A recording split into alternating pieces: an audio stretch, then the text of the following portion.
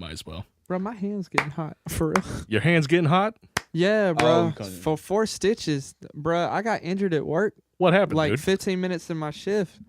Corona bottle exploded in my hand. Oh. Like, for Just- real. I actually, Just up and boomed. I didn't hurt my hand from a Corona bottle. I hurt my hand from, I do boxing a little bit. Oh, And okay.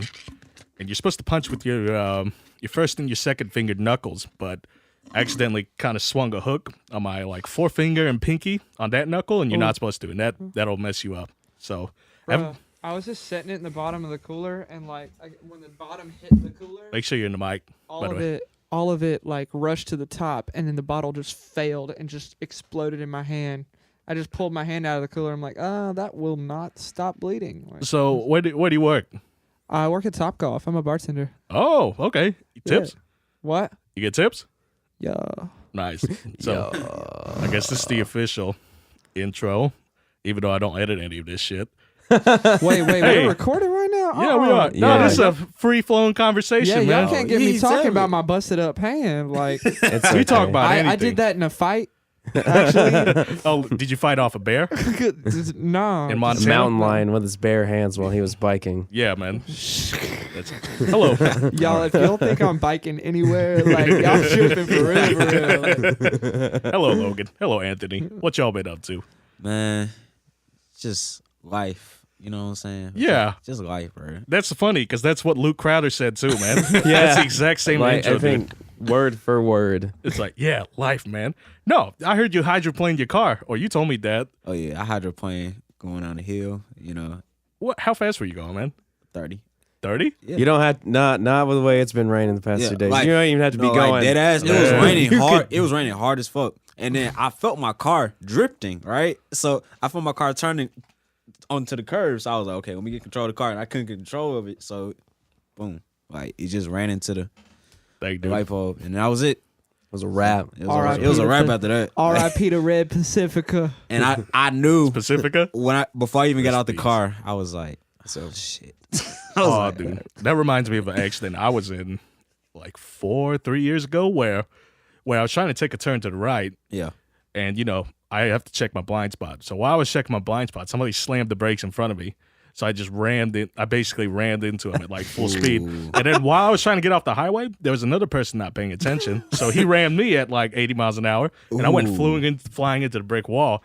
And nobody got hurt. We all just walked out of the cars like, yo, what the fuck just happened? It was like, we good? I was like, everyone's good. But yeah, that's my little Jeep Compass. A little Hollywood accident on 65. You know, I will not say her name for disclosure, but you know, right there at the parking deck on University, Yeah. a friend of mine, I don't know if you know her, but it's cool. She was driving, and you know that light pole that used to be right there? Did it run into her? Yeah, we'll say that. She totaled. That was her second car she totaled in the same school year. Yo, man, Vietnamese people are the worst. I'm talking about rich Vietnamese people. They're the worst about wrecking cars. Just taking out cars for no reason. We don't chill on this episode, man. Nah, bro, y'all wildin'. It's not even like 10 minutes in. It's actually roughly it's been like 2 minutes, right? Yeah, it's 3.5. Oh, 3.5. My math's off, dude. So Logan, before you started engineering for Anthony, what were you first? Were you a musician? Because I could kind of tell you kind of started from a production background first before you went into engineering. And I feel like most people who go into engineering, they usually have a musician's background to begin with. So yeah, I was 3 years old and somebody stuck a mic in front of me while my dad was playing guitar, just like before church, and it was all over from there, man. I spent my like formative years as like singing Southern gospel, and I learned to play guitar when I was 5, and then piano when I was about 7, and just everything kind of like flew from there. Because I'm a really right brain person, like I'm really creative, but I'm left brain in the way that I like to approach things. So I love thinking logically and analytically about the right brain things. So that's I got into music theory and like jazz and stuff like that. And so when I started producing, and like I did a project when I was in my sophomore year of college, and then like sitting in on my mixing sessions, I was just like, I gotta learn how to do this stuff. So you went to school for music? I went or- to school for musical theater, so yeah. Oh, okay, that's completely different. Most of the people, well, I'm not attacking you, but most of the people I see in musical theater, they're not really that savvy into that. They're just kind of not focused, from what I could tell. So I find that kind of interesting. But Yeah, I was a theory nerd first, and like a worship leader and a rock guitarist that just kind of like Okay. found theater as like a way to kind of express myself and stuff. So I like to bring that theater like collaborators background to the studio. I feel like that's really cool. So when you discovered jazz, who were you listening to mainly? Man, it started with I kind of went backwards. Like I started with like 60s R&B because I did like 60s cabaret in theater, and then I like started to get into gospel because I was really big into like vocal riffing and like that kind of soul style.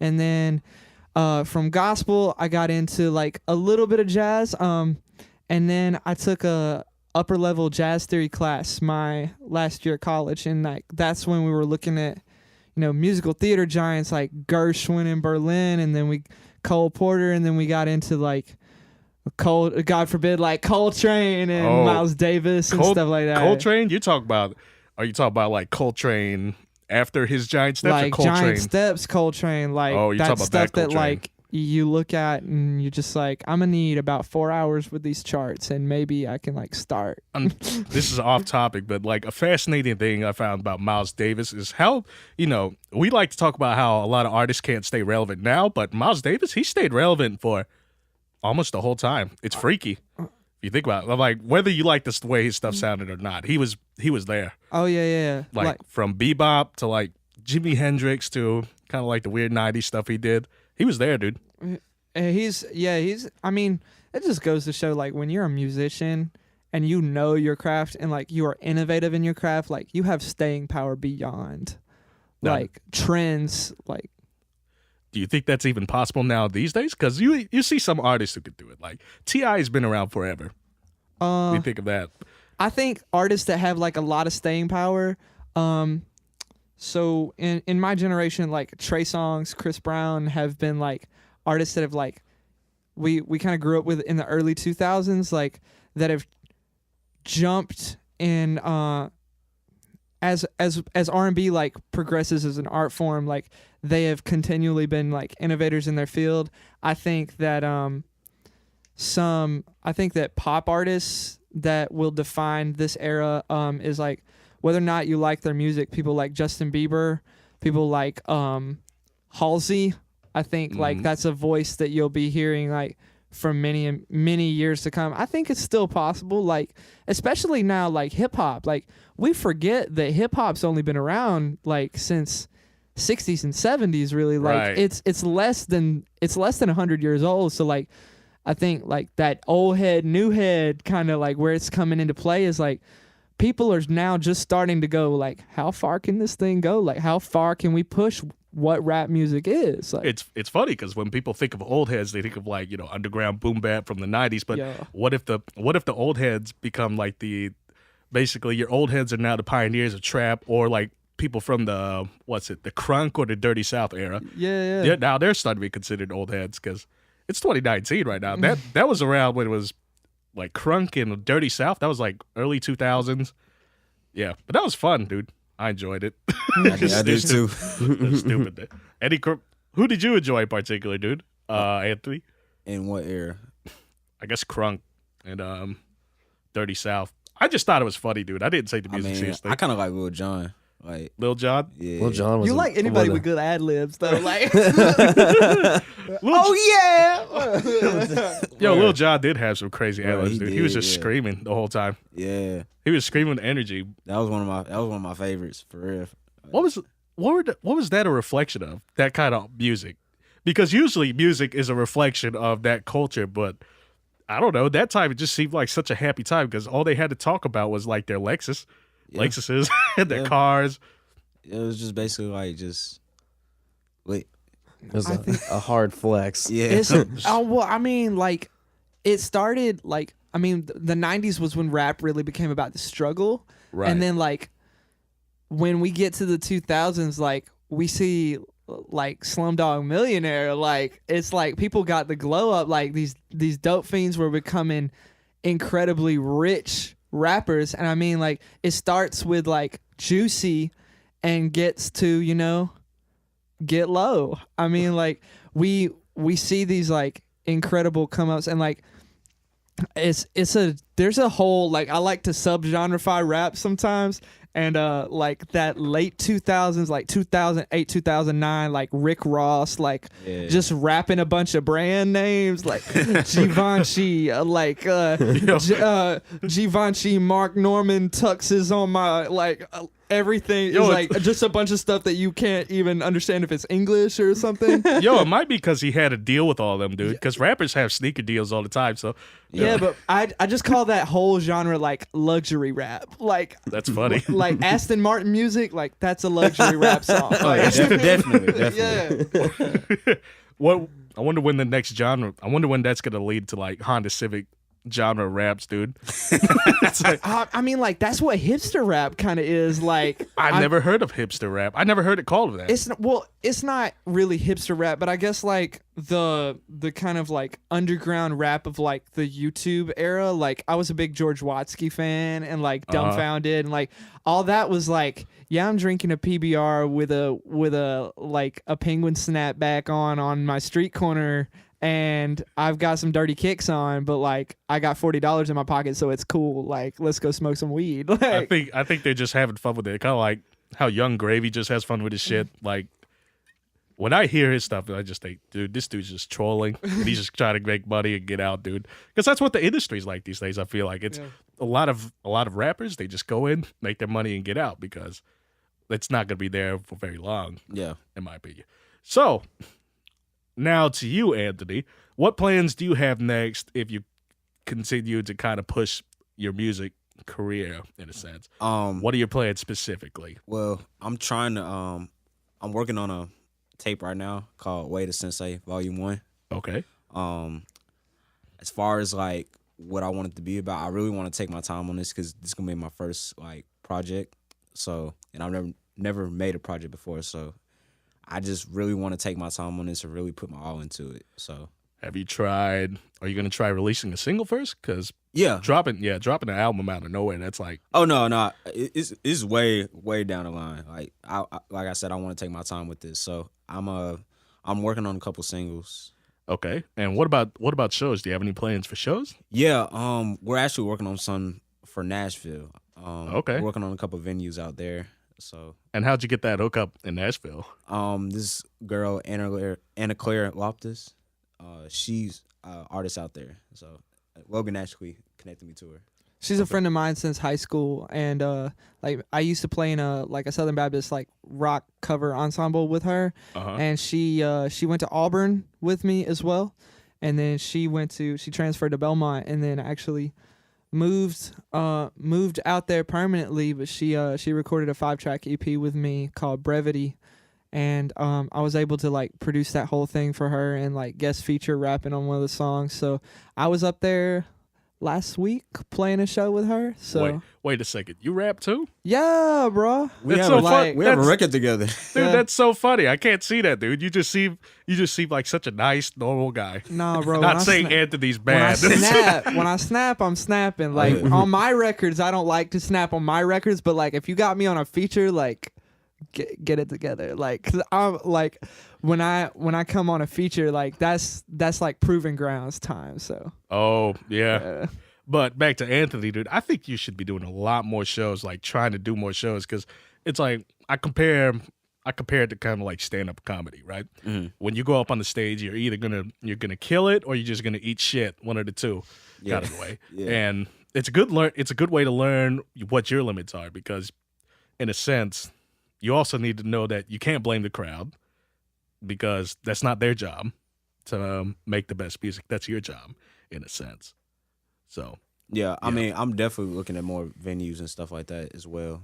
Like, I think I'm really still trying to find myself as an artist as well. So I think there's danger in that, man. It's danger of being too much of a perfectionist. You know what I mean? Yeah. To the point where you don't release anything, because you only got so much time in this life. Like, yeah. You might live to 40, 26. 60, 80, whatever. Yeah. You only got so much time, so just try to get out there more, I guess. Is what I would suggest. Yeah, definitely. Yeah. Try. Yeah. Here's a funny thought. Have you ever tried you work out? Yeah, sometimes, yeah. I do more cardio than anything. So here's something I kind of noticed where you get artists. I know I always go to these two, like artists like Kendrick Lamar and Anderson .Paak. Well, let me talk about this opener who opened for a Khalid show I worked. And the most annoying thing, dude, is to have a rapper go up there and just kind of like lip sync or like rap over his mixed tune. You know what I mean? Yeah. With his vocals out there. Because like, what's the point of like, why would I go to a live performance just to see you talk over your recorded song, you know? I could just stay at home, play my video games, listen to it in the background if I wanted to. It's like, the sad thing is, dude, is, God, they pulled this guy from Huntsville and nobody liked him, dude. Because it was like, you're lip syncing over your own track, dude. You drove all the way from Huntsville to come to Birmingham, open up for Khalid, and just lip sync over some shit. Like, you think he's gonna? Do you think that's gonna? You think that's gonna help you, dude? So Stop rapping over your final Masters Yes. 2K19. yes, dude, I need it. But It's not gonna stop.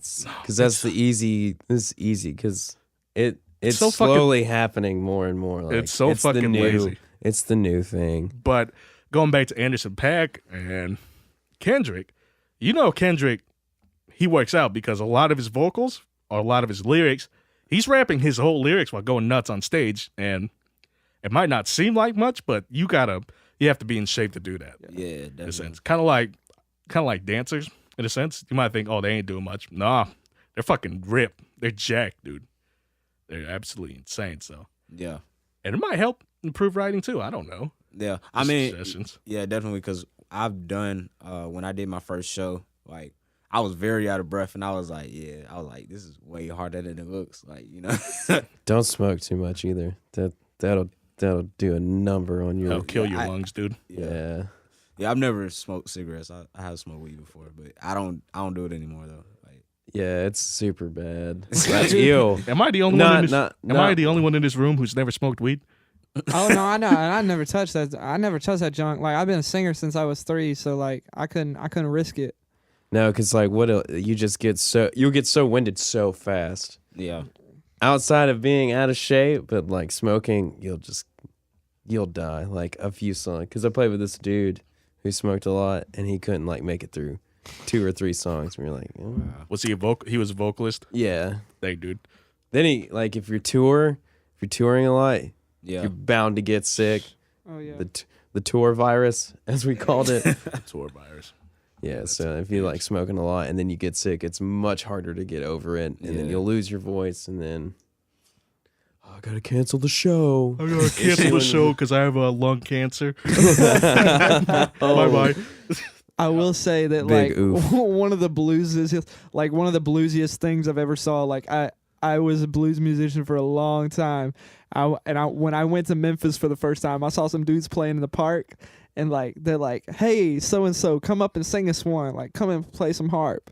And I see this old dude just like sitting like propped up against a tree, cigarette in his mouth. He just like kind of looks up, nods, throws his cigarette against the tree, pulls out a harmonica, starts going to town. Like, So how did you two meet? Because you two have an extremely different background. Okay, so me and Callie, we were in Guitar Center, the one in Hoover. So this is like when we made Tesla. This is probably like a couple months after we made Tesla, right? So, Right. Me and him, we was in there. He was like, "Bro, let's go to Guitar Center. Let's try to make a beat or something like that. And go get some equipment." Like, we was just wait, Callie suggested you try to make a beat in a Guitar Center? yeah, Did because Callie really they say had a that? MacBook in there. Yeah, they have a Mac station where you can go. Yeah, Oh, bro, yeah. but like the place where I'm going to feel the creative vibes flowing is not where like Joe Blow is over there playing Stairway to Heaven on a Sweet episode. Child. Plugged into a 1x12 Marshall or Line 6 Spider on Insane. The Line 6 Spider, man. Line 6 Spider, We didn't man. know that at the time. So we're there trying to make a beat. And then like I'm sorry. I'm sorry. The story. so once we figured out the computer didn't have the software, it just kind of had like the demo version So or wait, something like that. That's how you know it was God that we met. Like, Guitar Center not giving you the So we actual. so we're testing out the speakers, right? We're playing different so we just like, okay, we just find a beat on YouTube. So they have all these different speakers in there. You plug up the aux and then to your phone and you just play stuff. So that's what we were doing. And we was playing different beats and stuff like that. And then all of a sudden, Logan comes in there and he's like, just starts nodding his head and stuff. And he was like, what's good, what's good? And then he started freestyling. I was like, oh shit, this man can rap. I was like, okay. no, that's not what happened. Yes, it is. I didn't start freestyling. I looked at y'all, and you looked at the white boy with Jordans on, and was like, "Hey, bro, you want to freestyle?" And I was like, "I for real will, cause I rap." And you're like, "Oh, really? Like, okay, like touche." And I don't think I actually spit a word, but I was like, you can hear something I recorded, and I played Swayze that I put on SoundCloud for y'all, freestyle, bro. bruh. Because me and Cal was freestyling. That was the thing. Like, that's what we had the beats on. We just freestyling. We just fucking. Yeah, I on. was about to say, dude. Like, I'm pretty sure someone like you would get freaked out if like a white guy in Jordan just walked up, bobbing his head, started freestyling out of nowhere. Because I wouldn't know how to react to that. I'd be like, "Yo, is this guy on the crack or something? Like, what's No, going it'd just on be here?" another thing you see in Hoover. Oh, man! Before we go that, speaking of Hoover, did y'all hear about that girl who joined ISIS and is trying to come back? Big oof. Oh, I heard about it when it happened, but she trying to come back. Yeah, she's trying to Yeah. come back. It's because she has a kid now. And me and my There's friends some were- things Wow. you can't come back from. You can't come back from that. Yo, man, that's like somebody wondering, like, "Hey, I can't come back to the cookout because they brought a bag of fucking pretzels or something." It's like, you ain't coming back, man. Like, get the fuck out of here. She's been denied. Yeah, of course. Obviously. Yeah, Just because she's trying to put get that out. Yeah, she's she trying was to get a- denied. she's that trying like- to get that child support paid for. That's what's happening. Well, She has no, that her husband is. I'm pretty sure. What we call dead. you know, she got a kid and she's like, "Yo, I can't take care of this thing." I can't be living in this Muslim state with a child. It's like suddenly this is not as good as an idea as it was when I moved out here. Like, When'd she move out? 18? 2018. Let me get on the internet and find it. I don't know, dude. it I was don't- 17 or 18. It wasn't that long ago. I don't know. I What, remember it happening. I don't know what registers through someone's mind saying, "Hey, it's a good idea for me to join ISIS. Big Let's oof. see what happens, dude." Because you can't come back from that, and the parents are trying to sue like the government or something. You can't. They How can dare just. you let my they baby can, not come back from they can being in a just say terrorist it's organization? They'll just hit them with this is a national security thing. Yeah. I mean, you're going up against Donnie You said T. that like it was so like nonchalant. Like this is a matter of national security. Yo, I can imagine. Everything is a matter of It's national like if security. the CIA bust up and drop your guns, Alabama drop your won. weapons. Seriously, just Only- stop it. You need to stop. The only way this headline could get better if it was Florida man. Florida man is married to a husband, has a child, and is trying to come back to the unit. just a home run. Yo, have any of you guys ever like drove to Miami or Tampa? Because not- North Florida is basically South Alabama. Because I drove to Tampa over Christmas to visit family, and for like when you're in North Florida, you're basically the buttfuck middle of nowhere, dude. It's just South Alabama, dude. Like I'm serious, I've dude. been to St. Augustine, and that's just like a bunch of hipsters. Like it's just like a bunch of like old like middle-aged white people with beards. Was like, yeah, this place has some history. Let's build a town. Like, let's put a bunch of coffee shops over here. Maybe they still think it's the Vietnam War or something. Big oof. It's our safe haven. Dang. 2014 is when she left. Yeah, she ain't coming back. As Donald Trump tweeted, I have instructed Secretary of State Mike Pompeo, and he fully agrees not to allow her back in the country. Like no shit, dude. Yeet. And it's something. good. It's something everyone can agree with. You're not getting back in this That's country. That's not true. Not everybody agrees with this one. Well, Some the people normal- are okay with her coming back. What? Yes. The fuck? Yeah. Like Those who? Have you People- been on the internet? No. Have you read the comment section Dude, on this most- story? Dude, most of the people are cool with everyone's. Most everyone's been cool to this. You're like, yeah, she cannot fucking come back. Well, I mean, that's one thing we can pretty much agree on. Like, Pretty much, yeah, man. Like, I guess not. I don't know, man. There's always gonna be somebody. Facebook arguments and Reddit comments. You gotta understand, most of the people on Facebook, they're just trolls, man. They just trying to incite some shit. I'm one of the trolls, dude. Not the people who, not the people that comment on ABC 3340. I know you're kind. I respect those. I comments stir up 'cause shit, they're- dude, just to be they're fun. I quite feel like you would do solid. something like that. On will just say something in spite of somebody just to get a reaction. Yo, my worst moment of me saying things without thinking, man, is when I was at Starbucks with my mom and I said some shit and I pissed off everyone. I forgot what I said. Including your mom? Yeah, including my mom. Wow. So let's go back to the story of how Anthony and Logan met before we went off on this ISIS rant. I mean, it's really open and shut from there. Like we was just like I think I said something to you about like me being a producer, and that's like Anthony was like, "What? Like we just produced this song. It's called Tesla, and like then I really am like looking to make some moves, and me and Callie want to make some music. Like, would y'all be cool with this?" And I want you to tell the story about the first time you came over for a session from your point of view. So like, fast forward to like his first session, and It this was boy rough. walks in. It was rough. That's all I'm gonna say. I wrote a song. I found a beat on YouTube, and it was rough. Why was it? What made it so rough? You gotta give me more than that, dude. Oh, for one, I hadn't been in the studio since me and you were recorded. Right. So, and then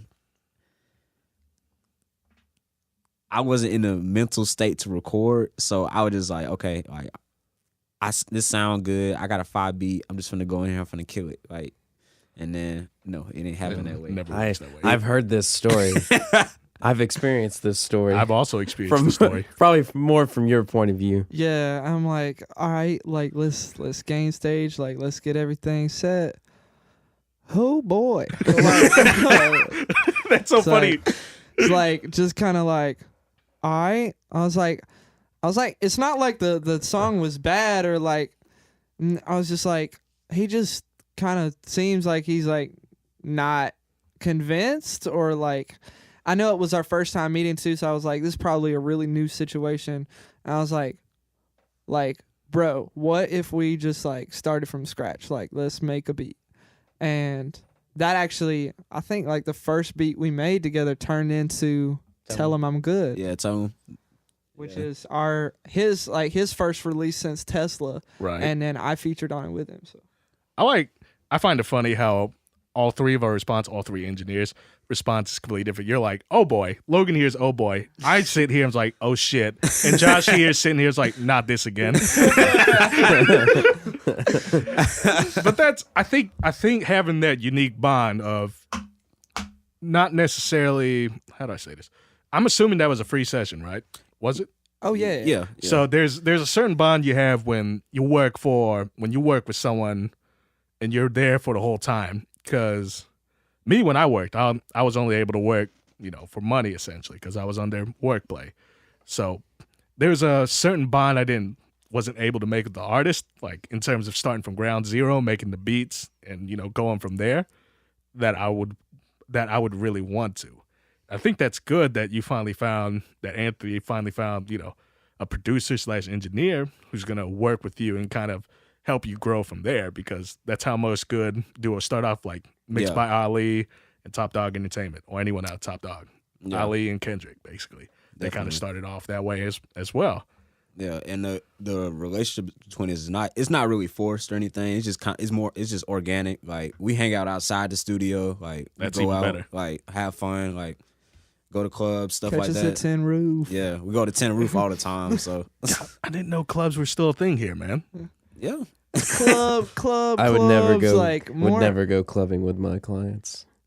Just You look like the type of dude that would never go clubbing. also. I I'm wouldn't. just kidding. No, I'm no, just kidding, you're bro. I don't know you. Very, very correct. Look- No, I keep my work relationship separate from my. I think that's kind of like how I pictured it at first. Like I was like, all right, I'm just gonna like do this session and like, they're cool paying me for sessions. Like that's cool. And I was like, I really saw potential in these two guys, and I was like, this is what I need. This is like that Gucci Zaytoven, like this is like something that could potentially be good for the both of us, and I want to be a part of their journey.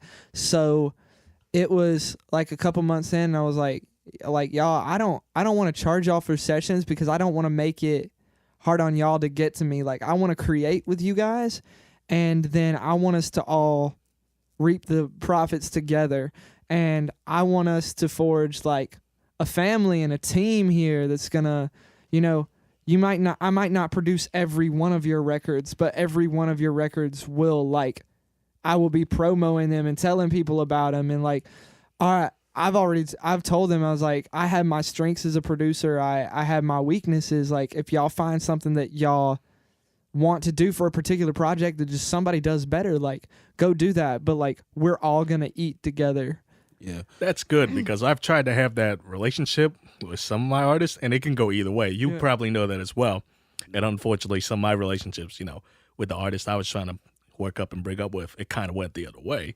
So that's kind of what, forced me to like, okay, I got to look at this as business. I'll help them as much as possible, but I have to keep this as, keep it strictly business as much as I can. Yeah, and I think another thing too, like you saw how committed I was, because like I was Ubering to his studio. Like he stays like 40 minutes away from me. So you're talking, the Uber was pretty expensive going there and back. That's good. So like I was just like, look, this dude is dope. He wants to work with me. I'm gonna find a way to get there. Like whatever it takes. Like either I gotta pay somebody to get over there, or I just I gotta do what I gotta do. Because when you want it bad enough, you'll find a way. So well, that's good. I'm glad you found someone like Logan, who's able to basically help you more than I would be able to do in my position, essentially. Yeah. So back to Logan.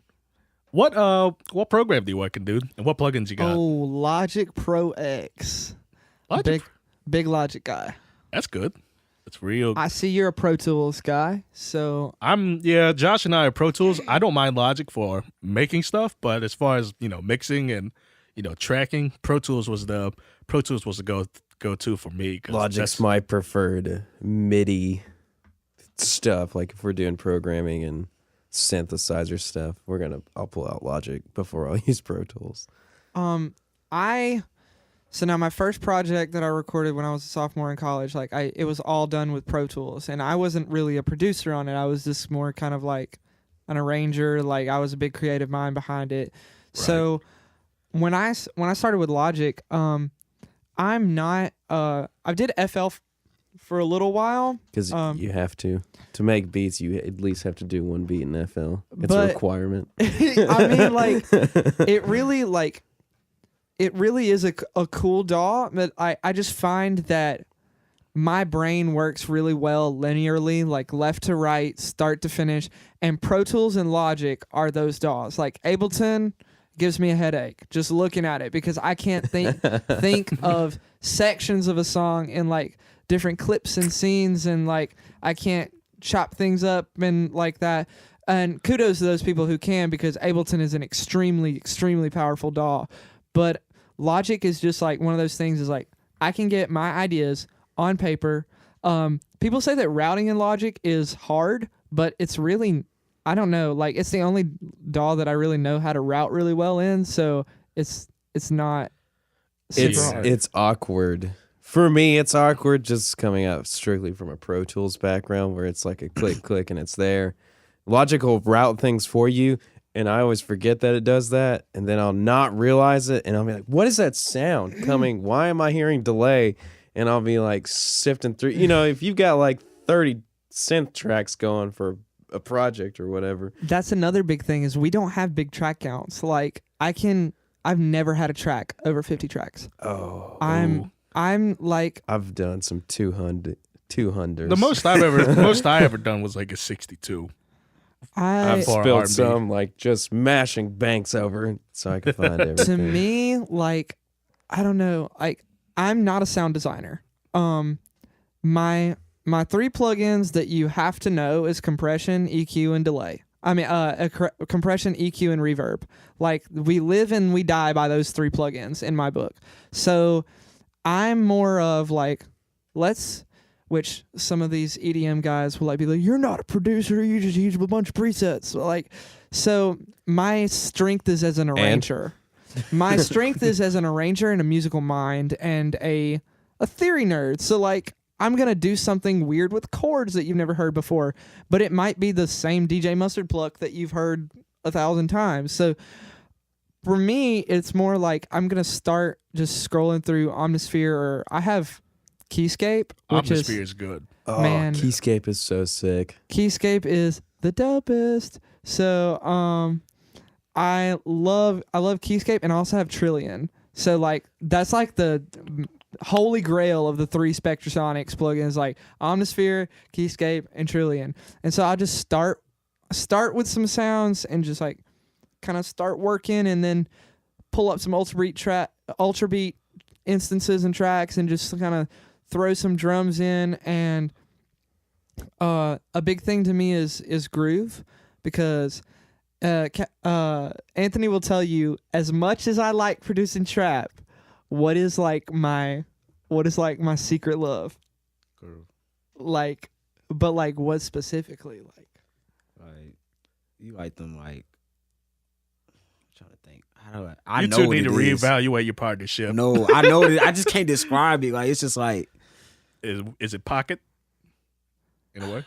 It is very pocket, but it's like I know I don't know how to describe though, but like it's like 90s boom bap yeah, Dilla. kinda Dilla. like that. Dilla. Okay, Dilla. Yeah, like unquantized. I knew you came from a Dilla background. I respect that. Well, dude. I come from a John Bellion background. Oh, he's John- good too. Yeah, and John Bellion's biggest inspiration is Dilla. So I feel like a lot of people's inspiration was Dilla because, during that time before both of them passed away, when I'm talking about Nujabes and Dilla, they kind of influenced a lot of what underground hip hop was during, their time. I actually heard them first on Adult Swim, and that's how I actually got into hip hop and jazz, because I heard that opening from Cowboy Bebop. I don't know if you heard that. Oh yeah. Yeah. And that's how I actually, decided to start discovering more music that's outside the radio. It's like, wow, this is some dope soundtrack. Let's see what we got here. Who's Yoko Kano? That kind of stuff. I saw John Bellion use an MPC, and I was like, what is that? How do I get one? And like, how do I start making beats with it? So I got like a Machine Micro, and I like started just like going for it. And I don't really use Machine anymore. Like Native Instruments, still dope. Like, still love you guys. Sponsor me. Sponsor the podcast, please. Give us complete 11, 12, whatever you're on. Yeah, nobody's sponsoring this shit right now except me. Hey, but you But- gotta ask on. If you All don't right. ask, you won't receive. But yeah, so now like my workhorses are my I got that new Apollo X8P, Oh, which yeah. is 6-core DSP processor, like crazy. And then like I'm big- really old school. Like my go-to plugins are like Pro Q, Pro R, and Pro C. Like, Oh, yeah. just like So you're workhorse. a Fab Filter guy. I love Fab Filter, and I also have the Sound Toys bundle. So like, we're Okay. working on a song right now called "Pick," Yeah. and I've Yeah. got a rap verse on the end of it, and like, Little Altar Boy is one of my like go-to, like, let's do some weird vocal effect things. Ooh. And so I do some like really cool like left and right type stuff that's coming with like pitch shifted down, format shifting, and I've actually like made beats. I like to sample in the era of John Bellion, like the sampling your own voice, going like "Ew," or something, Yeah. just like throwing a bit crusher on it and then like slapping it through Some Altar Boy or something. Devil Lock and just destroying it. just crushing it to death. Yeah, but speaking back on Dilla, you should try. When I made beats, I started off on like the little MPC MIDI controller, and I actually got my hands on a 2K for a bit, and I was making it through there, and it's awesome because the MPC 2K, what it does to like your snare drum and your kick drum is it turns your signal into something that's gonna rip your head off. Basically, it makes your snare so much more aggressive, and it's just so cool. Think of it like a piece of outboard gear you can kind of route, MIDI towards Yeah. and bring it back. It's awesome. But the 3K I can't figure out because there's no waveforms on the screen. I've never really been taught how to use an MPC, man. I wanna learn. I want somebody that knows an MPC to like sit me down and show me. But I got my like if I'm gonna if I'm gonna program, like I really just play it in on some pads, like, because I'm really big on melodics first. So Right. like I'm a keys player, so like that's definitely first. Like he'll tell you a lot of the sessions I start with like a grand piano. Like Yeah. it doesn't matter what we're making, like I'll pull up a grand piano and be like, all right, what are you feeling for melody? And he'll sing me something and I just like play it back on the keys, and that's how we'll start. And like he's like, oh, I want it to sound like really dark and ominous, and that's like when we go omnisphere searching. But like Yeah. it always comes from that grand piano. Like Okay, I see. Does it usually? How long does it normally take y'all? Because I know when it comes to production, you can sometimes it takes 15 minutes to make something and it'll work. Sometimes it can take days and it won't work. Well, So on average, when you two work together, how long we was working on Attention? Like almost 3 months.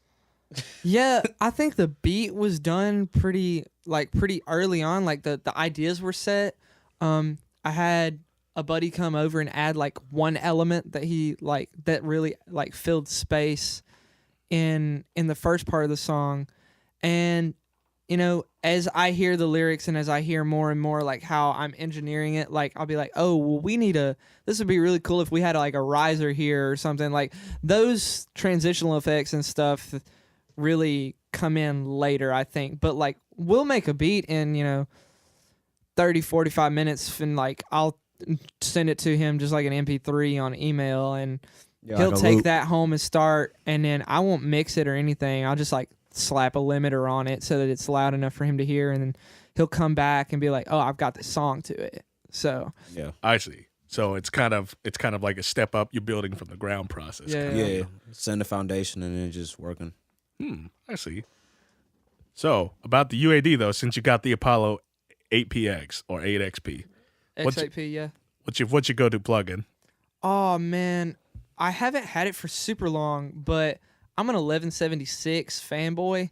I really like one of the engineers that I like most admire is Jimmy Douglas. He was Timbaland's go-to mix engineer. He mixed a lot of Justin Timberlake records, Right. and I saw this video of him mixing Not a Bad Thing by Justin Timberlake, and he was like 1176 all the way. And it just kind of like, I was like, yeah, that's the sound. Like that's that crisp, clean, like all those like odd order distortions on the high end, like to just kind of like round that out. And I was like, that's the sparkle that I want. So any kind of 1176 emulation is like go to for me as far as vocals. Do you use the legacy version or do you use like the other version? I don't know what it's The called. legacy version is super transparent. The other versions will be the one that'll give you like the more typical 1176 color. Right. Like Yeah, the- because there's a blackface model and a blueface model. Like I think I know what versions you talk about. Yeah. I tend to Yeah. go more towards, I forget which one it is. Blue face is a lot more like bright and crispy. Your black face is gonna be a lot warmer, give you a little bit more grit. Yeah, I usually on his records, I use like more of the blackface model because You strike me as a guy that doesn't have a lot of low end in your voice, and you would need like He doesn't. some extra saturation to help fill whereas you in. Callie like when he records, he's like all up in the mic and he kind of like settles into his voice a little bit, like, and so I use the blueface model like just to kind of give him a little I'm still learning about all this stuff. You ever It's okay. blueface, baby. you ever tried messing with you ever tried messing with the Fairchild on the master bus? Or like on a- Fairchild, yeah. The Fairchild is like one of the ones that I was really, really excited about getting just because I'm a compressor geek. Like I love compressors. We all are, man. And I just they're so nice. And I just I haven't figured out the Fairchild in like all of its glory yet. Like a lot of times I like to just take a day just to watch a bunch of tutorials if I get a plug-in, like what are other people using it for? And then once I kind of see how it's being used in these instances, then I like to go take some audio and play with it. Like, so I haven't really had a lot of time. I really have like not been in the studio much lately. I kind of taking a break because like I've been grinding so hard for so long, and I feel like a lot is happening in life right now, and I kind of hit a creative slump. So it's time to like. I find that it's like time to let events in my life play out in order to like give me that inspiration to get back. Right, because all things take time. But before I jump onto that, about the Fairchild, since it's basically a stereo compressor, what I do might be completely wrong, but what I do is I kind of tweak both sides differently. So the part of, as you probably understand, what makes a mix good is not necessarily how loud it is, because everything sounds good loud to the point where you bro, can't. if you ain't redlining, you ain't headlining. If you're not at plus 32, it ain't fire. But what we look at for the most as engineers is dynamics and difference, right? We want to hear that. We want to hear depth in general. Man, why the fuck you nodding your head over there? It's not how it works. I don't know. That's what not how you're it talking works. About, but we want to smash the transients. I don't want to hear anything. That's All not right. how it is anymore. On All right, fuck you guys. Next question. You're just smashing everything. Every this compressor. Must be a field day for you because you're like you have another engineer on the podcast. Yeah, I'm just man. I use the 1176, but I do a lot. I've done country, rap, metal, rock, pop. So like sometimes it doesn't. I just have a plethora of little. I'm more of an ditties. 1176 guy on instruments. I'm more of an LA2A guy on vocals. That's me. I just grabbed the Pro Tools stock compressor. I mean, that's good. A It's lot so of good. times I'll just FabFilter Pro C never does you wrong. Like that classic setting, like the little warmth that it gives you. Like sometimes I'm like, dadgum, man, I want to use some 1176, but this thing sounds so good. But I like double compressing a lot, like using 1176 for character, and then just like let's see. two stage compression, basically. Yeah. 2-stage. You plebeians. Good old 2-stage. Me and James over here. Parallel? No, like 7. So on the UAD console, I'll put an 1176 and it hits it first.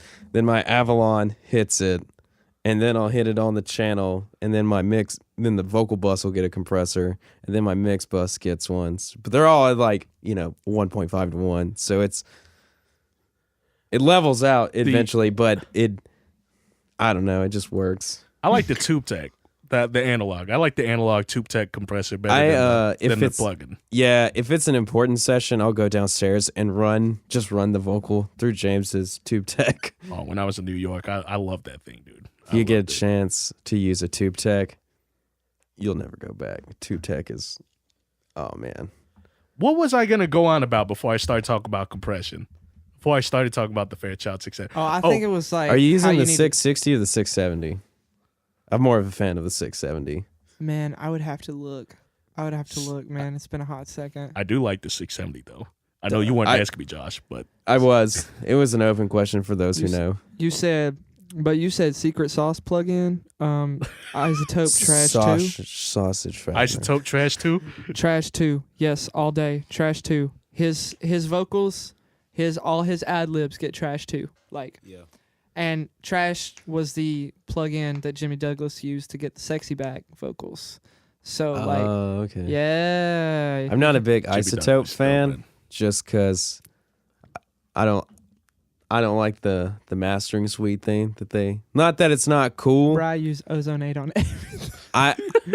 A lot of people do. I don't. Yeah, no, personally. yeah. A lot of people do, and if you get good results, that's tight. I just know a lot of people who say they do mastering, and they just like pick some arbitrary preset on Ozone 8 and don't actually master the song. Yeah, I started using the reference track feature and then like backwards engineered, like analyzed what it was doing, and I was like, so this is what I kind of need to use as a template, and then I'll still use that as a template. Yeah, but then like I'm gonna tweak everything. I have a dumb mastering chain, so Yeah, me too, dude. If you look at mine, you'll be thinking like, what the fuck is this guy doing? But it's my weird secret recipe. It's like when you cook, you have like all these disgusting ingredients you want to eat on their own, but combined, they're pretty decent, Like who the fuck's gonna eat flour? But if you combine it, you can make bread. Yeah. Be like that. And yeast. So we don't leave Anthony out after we nerded out of this engineer I'm talk. absorbing all this information in. I'm trying to produce too. So Logan was saying right now he's kind of in a slump in a sense where he's looking to kind of, balance out his life. And I've sort of run into that as well. So going off of that, and I'm not trying to be pessimistic because we all got to kind of have a plan B. What's your opinion about a plan B? I'm not talking about the birth control. I'm talking about a backup plan. Oh, I mean, I feel like you should have one, but don't fall back on it. Like, I wouldn't say, like, have something in mind. Like, you gotta have a plan B. Like, have something in mind that you want to do, but don't give up on what you're trying to do and what you want to do full time. Like, Of course. yeah. So, like, I was in school, but the only reason I'm not in school right now is to save it for a car. But I'm gonna go back. Like, that's my plan B. But my plan A is my music. Like, I mean, so I'll have a degree. Like, I have an associate's degree, and then like if let's just say if the music didn't work out, I would have that to fall back on. Well, that's good because I've run into so many people who are just like all in or nothing, and that's such a dangerous mentality. I was in that for a little bit, where it's you ride or die, and that's so dangerous because you start turning it into like me against the world when really that's not the case. Yeah. If that makes sense.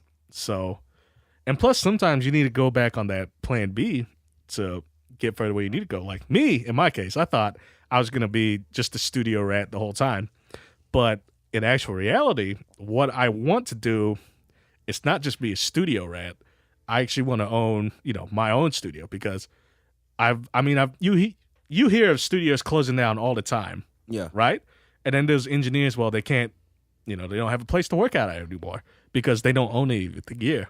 So that's just kind of the way I'm looking at it. It's, okay, even if I only do this part-time, I want to own it, if that makes sense. You've got to that's I think why I didn't look for a job at a studio right off bat is because I knew I was I really want to I probably don't want to stay in Birmingham forever. I want to move to LA or Nashville or somewhere and I was I want to build the studio not necessarily the studio of my dreams, but a studio that I'm really proud of, and then be able to take that wherever I go. I want to have, to me, it was like buying a house. Right. I want to have an asset that I can control and that is going to give me leverage later in my career. So going back to Anthony, also, it's, as cold as it sounds, yes, music, it's about, quality of your content, but there comes to a certain point where you need some money.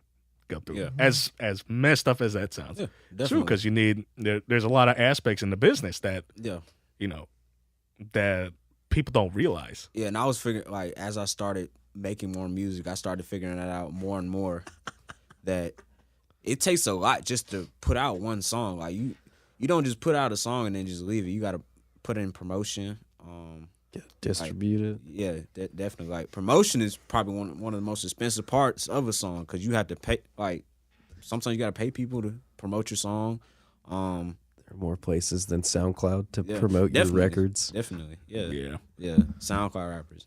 How does SoundCloud make Bless money? up 6ix9ine. How are they still around? Well, I mean, ads, bruh. Yeah, that, and then they have a pro membership too. No one's paying for that. They actually do. There are boys out there spending mad money on SoundCloud. Yes. What does SoundCloud Pro entail? Well, for one, you can skip the ads.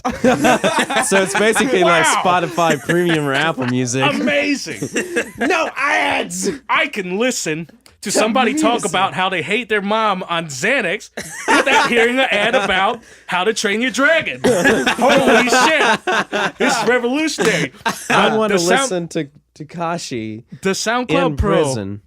He ain't in prison anymore. I mean, for artists, he it out? basically lets you see who's listening to your song. I mean, I don't really need that. I just need to see. It is. The You views. do need that. I mean, Don't say you don't, because that is very useful information that you do need to know for next release when you start marketing again. Yeah. All that analytics stuff.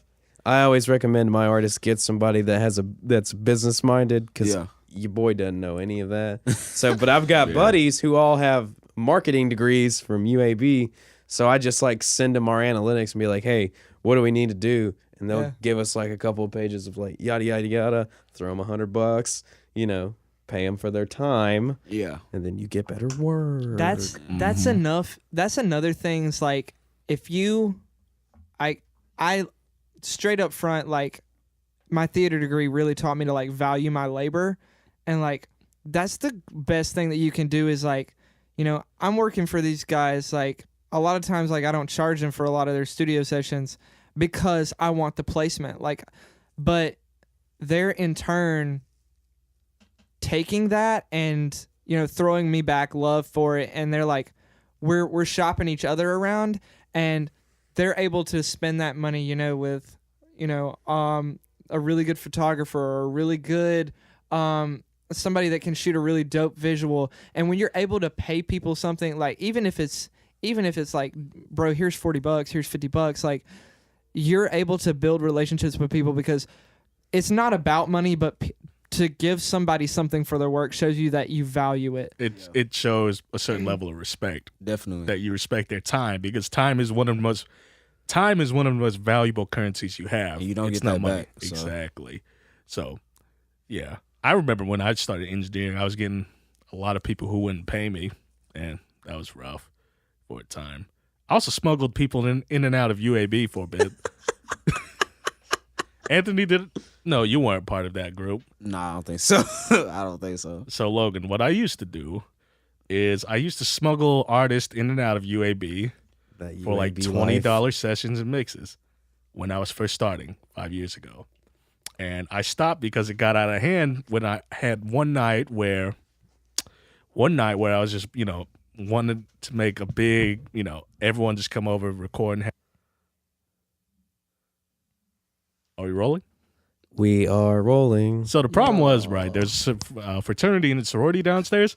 And, you know, this might sound really racist, fucked up, right? But when you see 30 black people walk upstairs that you've never seen at UAB before, you know, some people are going to start rolling eyes They with me escorting all of them upstairs.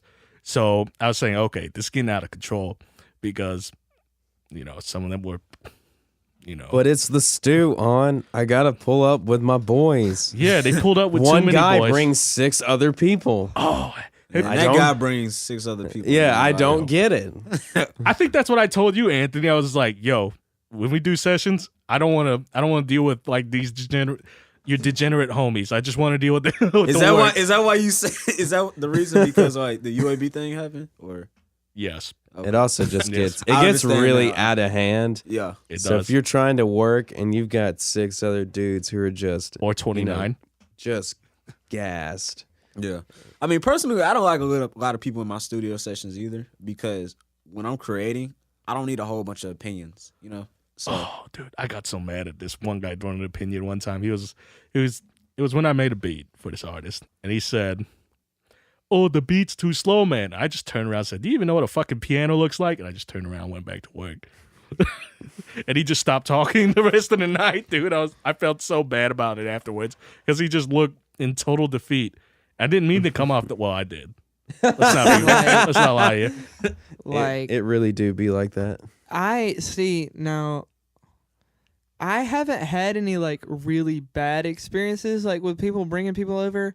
I mean, like when we don't used get to me. cook. I mean, but I'm not in a like professional setup. I mean, I'm still that kid making music in the basement at this point. Like, but I love that because like I can avoid. You can miss me with some of that like that stuff that happens because I don't know, like. I know the people that are coming are like really coming because they know the quality. Like I had an artist drive from Ohio to work with me. And like to me it was crazy that this guy's name is Ray, that Ray would drive from Ohio, see a person that he met on Instagram and makes music out of his basement. But he was like it was like the best thing because I was like he's coming because he believes in the quality of my work. Like so I see the studio and I like get studio envy like stat, but again I'm like when I know that when my clientele comes to me, it's not because oh look at his space, like it's I heard those records are tight. Like so. I think what makes a good engineer in general, it's not gear. Obviously, it's not gear. I think it's experience. But it is gear. You're right. Just kidding. Yeah, you know It's what? a part of it. Just drop $90,000 on the SSL 9000 right now. You could do it, Logan. But only 10 channels are gonna work. Only 10 so. Dude, that's what happened at the I think I told you, Josh. Yeah, the board yeah, upstairs only there- had 10 channels working. There's an SSL. What does he have? It's a hybrid. He has an SSL hybrid E and G. So a J. Is that what Dual. it's- Are you talking about dual? No, it's old. Oh, E and G. Yeah, at that studio in Hueytown. At You know what I'm talking about. Yeah, I I just know don't what want to you're name talking about. drop. Like only it's like a 56 channel SSL console. And I think only like 24 of them work. But the downside of owning an SSL is the upkeep because you have to fly somebody from Britain. It's a lot of semantics. Yeah, plus the Hence- power bill. Oh yeah, dude. Also that's why I don't want an analog board. I'd much rather have a digital board because doing recalls is brutal. Yeah, but it just comes down to I think the engineer's taste and that comes with time and experience. Because you can be technically really good, but you have to obviously understand that you're not trying to solve a math equation. You're trying to work for the artist in a sense. And it's like cooking. Things are kind of nuanced here and there. If that makes sense. Also, I believe that like I was still the first to tell you like I'm still learning this stuff. Like I feel confident in my ability to put out great records, but like I'm still learning, things that are going to shape my sound in the way that I produce. So in the same way that when I started playing guitar, like I learned on whatever I had around at the house. And then when I developed a style as a player, I went and got a guitar. I went and got a 65 Gibson LG1 because I knew that was the guitar that was going to suit how I do things, what it is that I play, like how my fingers hit those strings. And it's like that with gear. Like, Joe Blow wants to be like a country music producer, and he's like, oh, I'm just going to go, buy Omnisphere. And it's like, Just like, buy bro, Omnisphere. like that's a really nice piece of equipment. Also, you don't need that piece of equipment. It doesn't work for you. It's not gonna do anything for you. So I do tons of research before I buy something. Like Anthony will tell you, like I've been looking at reviews online all week for like this new thing, and like before I bought that X8P, like I made sure that was the thing that I wanted. Did you do a lot of research for the interface too? Yeah, that's what I was talking Yeah, about. what like- made you go for an 8P? Just from what you're saying, it doesn't sound like you need 8. Yeah, Could've it probably doesn't just sound like snagged it doesn't sound the like 4 I need it. or the... Because it's Yeah. the same DSP, right? It's the same 6 cores. Yes. Just um more or less pre's. there was I wanted to buy an interface that would not necessarily be the end all be all, but I knew was not going to be outdated anytime soon. So Yeah. that's why I went with the X over the regular like 8s. And I wanted something that I could really grow with. And so if I needed to, The expansions. yeah, if I needed, somebody was like, oh, I'm gonna bring some drum mics and we're gonna mic a drum kit up. First, I would be like, I don't have the room to record drums, but God forbid somebody be like, we want to record 8 saxophones or something. I'd be like, That really is the worst when 8 sax players walks in and you're like, oh no. Imagine 8 trumpet players, dude. but like, Yeah, I I did at have that UAB. capability now. So it's like, I didn't want something that I was going to. It's like 4-wheel drive. I'd rather have it and not need it than need it and not have it. Yeah. So I say that my car is not 4-wheel drive. So. I wish people had that mentality when it came to like buying cars, dude. Instead of, oh, I need to get this Mercedes. No, you don't. Get the fuck back in that Civic, bitch. I'll try to stir things up, guys. I'm sorry. No, yeah, I have the 16 one, but it has no preamps, but the board does. It's like 16. It's just it's 16 D inputs. sub. It's basically just I have it because it has bomb converters. You will realize how much those converters are worth when you try to like bounce a file, then not using your UAD and using like a Focusrite or something. You'll be like, man, this just doesn't sound as good. And And they'd be like, "Oh, that's right. Those converters are super sick." Yeah, I just run an AP and I got like a quad satellite because I do a lot of mixing nowadays. The thing that sold me on it was I have a buddy that works as he's a certified mastering engineer for a studio not far from here, and he's a really good friend of mine. And we just took one day. He was like, "Come by the studio," and I really respect this dude's opinion. He like has forgotten more than I'll know probably. And he's like, let's take a 57. And I'm gonna talk into it. We're gonna go through the Sapphire. We're gonna go through this AP, and then we're gonna go through this AP with some Studer tape on it. And he's like, A-B'd those for me, and I was like, holy crap! Like preamps do really make all the difference. Like, Yep. Preamps and conversion. Like, Anthony heard his raw vocals and thought they were mixed vocals. Like when we were, I did. yeah, Facts. when we were working on a song, you laid your verse, and I was like, yeah, there's no plugins on it. And Anthony's like, what? Like that's not mixed? I was like, so we were used to hearing. I use a Rode K2 tube, and we were running it through just like a PreSonus mixer with an interface capabilities, and then we switched to that Apollo. You can hear the difference. You It was got- amazing. You gotta do what you gotta do at first. Oh man, I started with that Scarlett 2i2, man, but I think everybody does. Like, It's a rite solid- of passage. It's a solid starter thing though. Like I still use it when I got to do like podcast episodes, like in remote location. It still doesn't sound bad. And plus, I don't have to lug around $5,000 worth of gear to the spot. I could just bring around that $150 thing. oh yeah, well I swear by, like the 2i2 is a great interface. Like that's what I tell everybody. I'm like, go buy you a 2i2, go buy you some decent headphones, and like start recording music. Like that's Focusrite sponsor me. I'm not a Sponsor us. Don't Focusrite. sponsor me, Focusrite. I don't like your stuff. Hey. I'll call you out. You could do a lot better and still be within that same price point. Hey man, look, for the average broke person like me, Dude, the audience fine. competition to the 2i2 is within the same price range and just better. okay.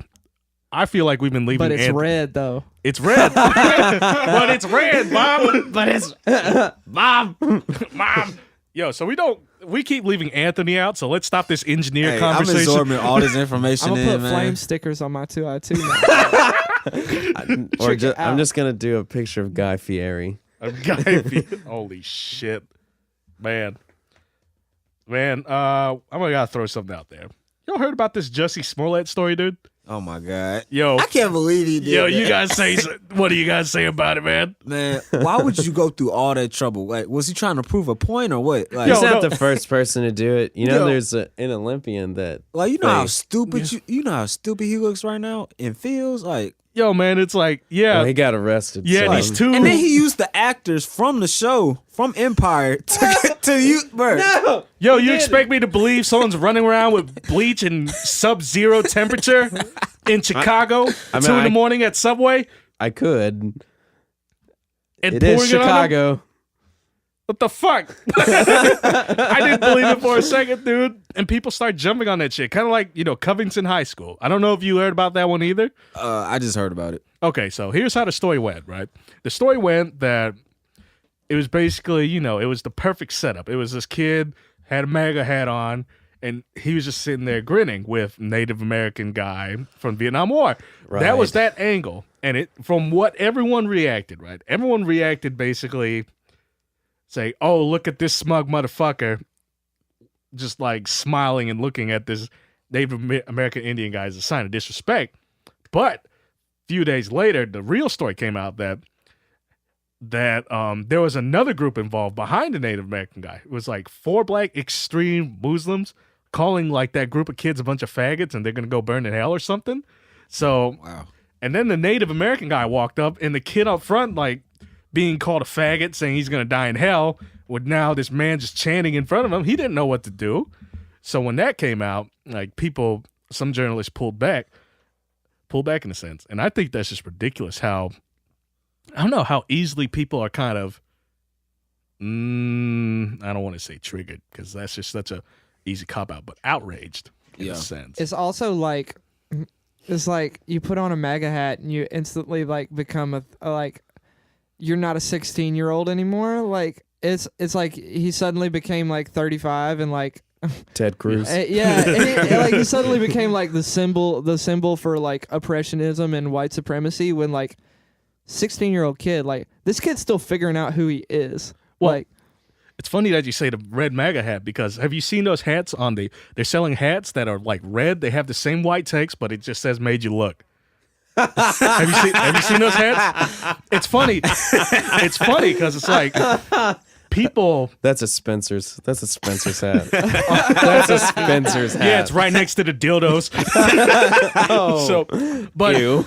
it's I don't know. I find it scary because both sides, when people think conservative and liberal, they think of the extreme of both sides. They start to dehumanize everyone. They think every conservative is like a KKK member, and they think every liberal person or any Democratic person is what? A tree hugger. A tree hugging, like crack smoking fiend, basically.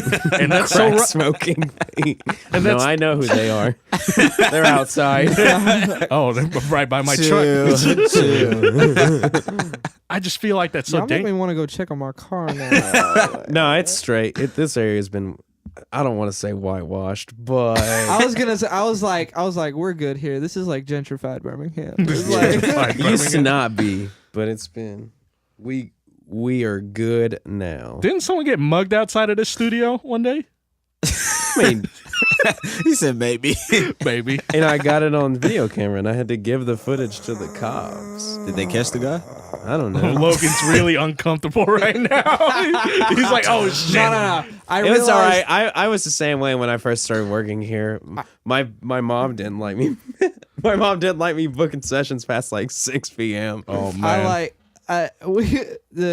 We was in Fairfield for a musical something the other night, and this is like I've been, I'm cool with being the only white guy, but like you just look around and I'm like, You talking about for my show? yeah. I'm Yeah. like, I've been there. I'm like, guys, I realize I'm the liability here. Like I totally take that responsibility on. I am in all white. I have a blue man bun. Yeah. And I bleed mayonnaise. Like,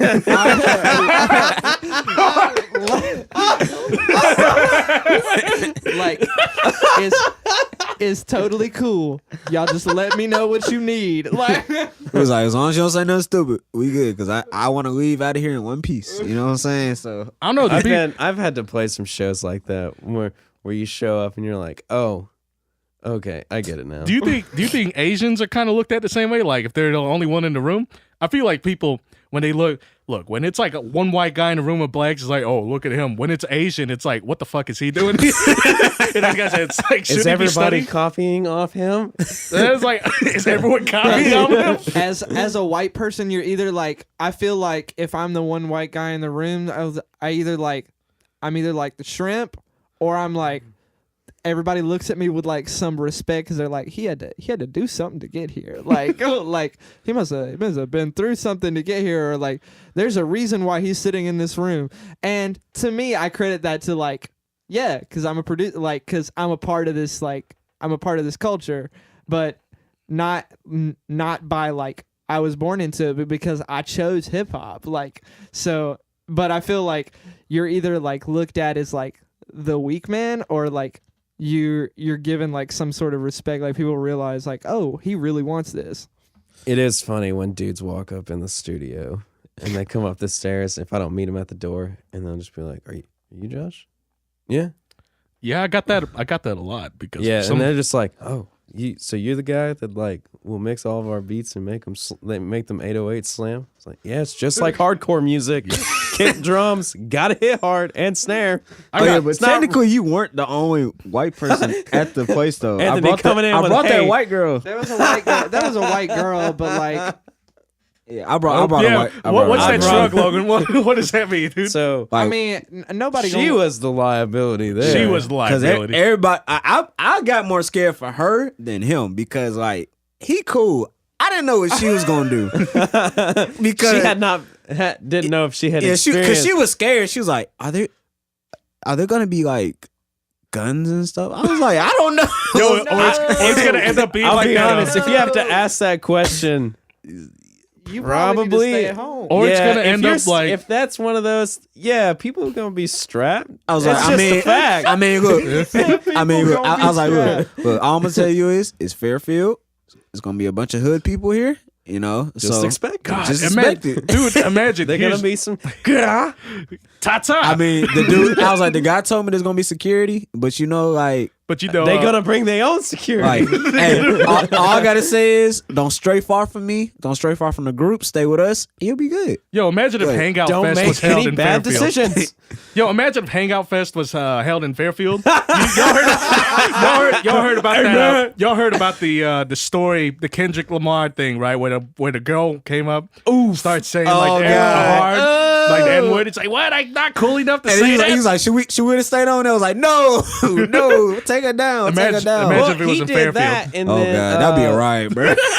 was it Travis Scott that happened to him, but he encouraged it? I don't know if he it was. like- Was it he- Travis? It was Travis, I believe, because it was the line was only trilled I know, and he was like, I don't care if you say that because 50 years ago we wouldn't have been able to be on the stage together, and that just shows you that like a lot of like we were talking about like left and right, like they both view each other as like the evil monsters, like it. Like, I respect Travis Scott a lot in his place within the industry, and I respect Kendrick. And, like, they're two really smart, moral people that come down on different sides of the same argument. Mm-hmm. Like, Yeah, I'm surprised that record that came out from Travis Scott. I can't believe I forgot the name of it. the one with the sicko mode on it. That one, the new one That was came out last year. That was a really good record. I'm gonna get shit on for not knowing the name of Astroworld? that. Astroworld. For the- that Oh, you- slipped my mind. Oh, you talking For about the- his album? Okay. Yes. Yeah, for the 10 Astroworld. people that'll listen to this episode. Yeah, for the 10 people that listen to this episode, I'm I sorry. was just kind of surprised that he got overlooked at the Grammys. well, because here's the thing. Everybody gets overlooked at Here's the Grammys. the thing about the Grammys, right? It's the nominate. Like he was in 3 categories and didn't win anything. I just can't believe Cardi B won over Travis. well, Cardi Like, B. Look, Cardi B is for Yeah, music. I know. Cardi B. There's a is game that's music, being played. Is music for people who think yelling over someone is winning an argument. Did you see the meme that said Cardi B makes music for people who wear these, and it was the Cookie Monster sleeping pants? Yes, Oh, God. I seen that. y'all. I will say though, her record, it was good. I was going to say. Not as good as like, Astroworld though. I didn't say that. Okay. I was I gonna was- say, like, It Cardi was- B is like a figure. Like, as far as an artist, like I like her as an artist, and I think she's got a lot of talent. I do too. So Yeah, I'm not doubting that. It's that whole thinking I yelling will, over I will people. is put the winning same over. argument I did before. There were better records in that category. I'm not going to say who I thought should have won. I'm only saying there were better records in that category. Yeah, definitely. And then like, But she moves streams, Yep. record sales, money. She's very And she's more of a personality than Nicki Minaj. Nicki Minaj. Mickey Mumbai. Nicki Minaj, in my opinion, is a diva, and she's not very relatable when compared to Cardi B. Cardi B talks Yeah. about being a stripper. Yeah. Can relate. There's a lot of strippers in Cardi this world. B. I just feel like Cardi she's B more. just talks about, like- She's kind of more controversial too. So She'll throw out Coming those up. stingers. Yeah. Like Cardi B is all about like, I'm gonna make a record about money, but I'm gonna let y'all know that it's because I came up. Like Nicki is always to me, like, I love Nicki. Like, I love some of Nicki's work, but like Nicki's records that are big hits are like have always been like how she's always been at the top. Like Cardi B doesn't mind like going into her past and be like, yeah, I'm struggling. I also think Cardi B's paved the way for a lot of new female rappers because Yes. there are some Yeah. bangers out there that are just Dude, Bad sling. Oh yeah, man. Oh, that record Yeah. she did with Tory Lanez. Oh, I kind of like that one. man. She did Baby an Face interview. Savage. She did, Oh, shit, she we're did an going here now. interview that when she watched back her Dr. Phil thing that blew up. She's like, "Man, I want to smack that girl." I was like, "Well, at least she grown up." Well, sort of. But there are some really good. I can't think of any because me and Katuan had an hour-long conversation about new female rappers. City Girls. Yeah. that are Dude. just killing. That song, I don't, the Bad Baby song that Ronnie J produced. I'm just like, Ronnie J is a cocky dude, but his beats are incredible. Well, he's cocky because he knows that, I guess. Yeah. I am no one, no way. Like, I mean, like that beat goes so hard. Like, I mean, if your song turns into a meme, yeah, then you're doing pretty well. Kind of like that, ASAP Rocky song, "Praise the Lord." That was a meme on the internet for such a long time. Yeah. Especially for the who's that female artist who is a heroin addict? Demi Lovato? Demi Lovato. We saw that meme where it was like, I take some more. And it was like pictures of like heroin. It was like 30 seconds. They take I some love more. that was They your take qualifier. some Like, more. not the girl with the amazing voice or the girl that's like really beautiful. You were like the girl that did heroin. Hey, But Like, think about it, Hey, right? how man, your I mistake spend a lot defines of you. time on Reddit in my sessions. Think about it though, man. Just I love her. The music is important. I'm for the music, but it's also about the brand. personality and the brand, in my opinion. Yep. Dude, she threw out some savage memes on Poor 21. Well, then the whole internet turned on her, dude. Did you not see that? I did, but then he came out and he said, I won't lie, some of them were pretty funny. No, that would be in a British. Oh, have y'all seen that video, 21 Savage without auto tune? Yeah. he was like, oi, Oi, bro.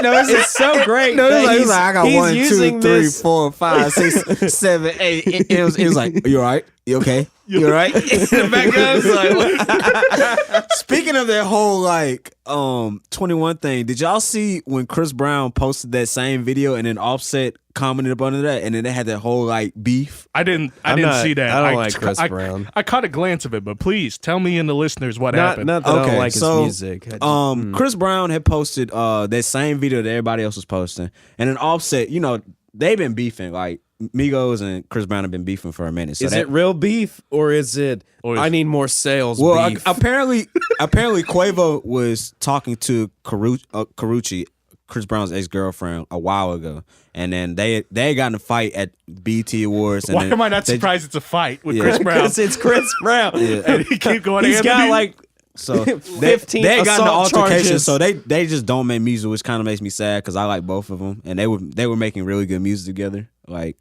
so, yeah. So Offset had commented, "That's not funny, lame," and then Chris Brown it was just like, "I'm just gonna." He had said something. He was like a long paragraph. I can't even remember, but he was like, "Suck my dick, you a lame, you a lame." That's all I need He's to like, know. I've got the entire gist Yo, of this paragraph and then in like that one sentence. there was a whole bunch of memes going out. Chris Brown said he like Pootie Tang, if you know, which is kind of accurate. Yo, what are we in middle school? Hey, you like Pootie Tang? there was so many memes going out, and then like so, Chris Brown had told Offset to pull up at his house, and then it was like a whole bunch of DMs. Of course, and like then Chris Brown, like, and was then like, we wanna Offset fight. apparently- I'll fight you. and then I'll fight anybody. Offset apparently didn't pull up because he said He's a the police smart were at Chris person. Brown's house, and then so basically like it was a whole thing like, and then like everybody was just like on Offset. They was like, you need to stop worrying about Chris Brown, worry about your wife, and stop cheating and stop hoeing around. I was like, oh, Yo, man. but going back to 21 Savage, even though I don't know what happened with the overstayed visa, excuse me, but I think he's still gonna be respected because he's done a lot for his community, Yeah. and I kind of see him kind of trying to be what Rick Ross and Jay-Z are, more businessmen, right? Yeah. And he's done a lot good for the community. Like he's trying to encourage, kids that, hey, this is how money works. So even though, there's controversy surrounding 21 Savage, I mean, I think he's still going to be respected. Yeah. It's just, it's just the meme of the month. It's not like Soulja Boy, like desperately Soulja Boy trying. and Chris Brown, where that fight went, like I was gonna pay per view. I was too. Like That's and right. They didn't even do I it. would Oh, have paid no. to watch Soulja Soulja Boy Boy and get Chris destroyed. No, fuck paying for it. I'll just go to Buffalo's and see if they I buy would it. have watched that on. I was gonna have a party. Like I already planned at my Straight house. up. That would be the Would've most lit party. Like, You know, like those stoplight parties, but you have like red and blue cups. Like if you Soldier Boy, drink out of the red cup. If you Chris Brown, drink out of the blue cup. You gotta Oh my give Chris God. Brown the Okay, red we cup. only He's bought- drawn the most blood thus far. Well, we yeah, only Chris bought Brown a blue pirate cups, too, so- We only bought blue cups. Yeah, Chris Brown a blood, so I mean, you can't get that man a blue cup. so then just switch them. In that case, we'd only buy red cups. Like, You'd have to write SJ SJ. or CB. Soldier Boy still makes music though. What? Yeah, he still does. does. I thought he just made video game consoles. Yeah, so- or he Well, he apparently he's buy- getting sued by Nintendo for that. Yeah, so, I mean, Nintendo I sued- think- Nintendo Yo, like pull up. Soldier Boy was like, "Hey, Nintendo, you can't do anything." Yeah, and I'm And like, Nintendo "It's said, like, motherfucker, here's a cease and desist. here's a cease and desist, bitch. Mario's gonna come stomp your ass." You the next mushroom on my list. Imagine, dude. Imagine getting the shit beat out of you from like a kid's gaming company, dude. I love Nintendo, but that's essentially what they are, dude. But they're worth so much money. They are, dude. They are. Imagine if Nintendo had a music label, dude, and they started like buying out Sony. dude, Nintendo. Nintendo. Okay, if It would I only was be Nintendo, 8-bit. You know the first rapper I would sign, Who? Kyle. Super Duper Cow? Yes, Super Duper Kyle, because He like was so good, but they all those like video game, like that video game influence and everything, like Kyle, like he would get royalty free rights to all like those Nintendo sounds. I would just like love to hear like just Kyle just doing a whole album of 8-bit. Like, I would love to as well, but Nintendo is so stingy with their stuff. Like they If you on make YouTube. if you make a Nintendo video, they're gonna strike Like, you if so you- fast. like if you even do a review on a Nintendo game, this was for a while. Like if you did a review on a Nintendo game, they would copyright claim you because you're using their content, even though it's like a positive review in that sense. So Nintendo's really stingy when it comes to that stuff, dude. I mean, like Which I don't get. I don't know. I mean, especially if it's a positive review. I think Or they're trying to. your Nintendo, people are gonna buy your stuff anyway. Like, Yeah. how many units has the Switch sold? A lot. a lot because I have one. I want one.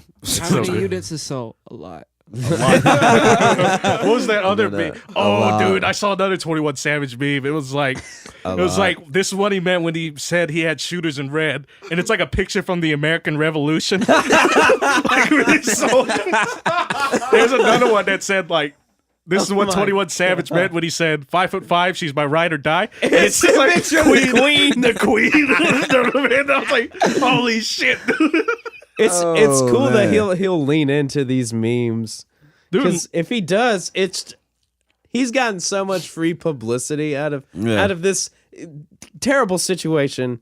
I can only imagine what it's like to be arrested by ICE. Like, Yeah. not the cops. Yo, ICE. Speaking of ice, dude, wait, did you see that meme where it was like 21 Savage says, "We got London on the track," and it shows a picture of an ICE agent breaking down the door? I seen that. I seen It's that like, holy shit, There dude. have been some solid memes come out Yeah. of this. Memes is a great currency for an artist or anyone who wants to. I'm trying to people- figure out, like, people are fast with these memes, too. Like, I'm talking about as soon as stuff happens, like, they already got them ready. Like, it was already playing. Hey man, the meme format's easy to just. There are dudes that all they do is sit in Photoshop and just cook. It's like FL. They just It's like FL. They just dragged and dropped the 16th note hi hat. Oh my God. Speaking of that, dude, there was a man going back to like how you said you were trying to make beats on the MPC and Guitar Center or whatever you were trying to make beats in Yeah. Guitar Center. I saw that so much, but I was just like, I had to stop by to get a cable, and there would be like these people like they make the most trash shit ever, dude. Like it's either when you walk in, you walking through the guitar part, you'll hear like Sweet Child of Mine, Nirvana, or Led Zeppelin. You'll go into the drum section and it's just incoherent nonsense. Some kids with his grandparents. I want this one. I just need to buy some sticks. You're making this way harder. You'll go into the pro audio section and you'll go to look at some. The air quotes on pro audio. No. that's so You'll, funny. you'll go there to look at some speakers, and the only ones they have set up are the Yamaha HS5s, 8s, 7s, 6, the only, or KRKs. And the Rockets. Oh my God. I want to Rockets. test out these atoms, my guy. And they're like, but we have these set up. Did Those I aren't the ones I stutter? want. I've got a set of HS5s. Like, not gonna lie, those are what I mix on. Hey, I have them too. They're my reference ones. At home. I have Tannoys here. I'm a And they're JBL guy, dude. trash. I'm a JBL guy. I like atoms. Adams are good too. I've been wanting to get some. JBL's pretty nice. I like them. JBL are you just being has a serious? little- No, I mean, no, for You real. beat I thought you were trolling. Because we were having fun the whole time. JBLs are nice. I like JBLs though. I do. Man. I mean, if you can make them sound good, it doesn't matter. I mean, Man.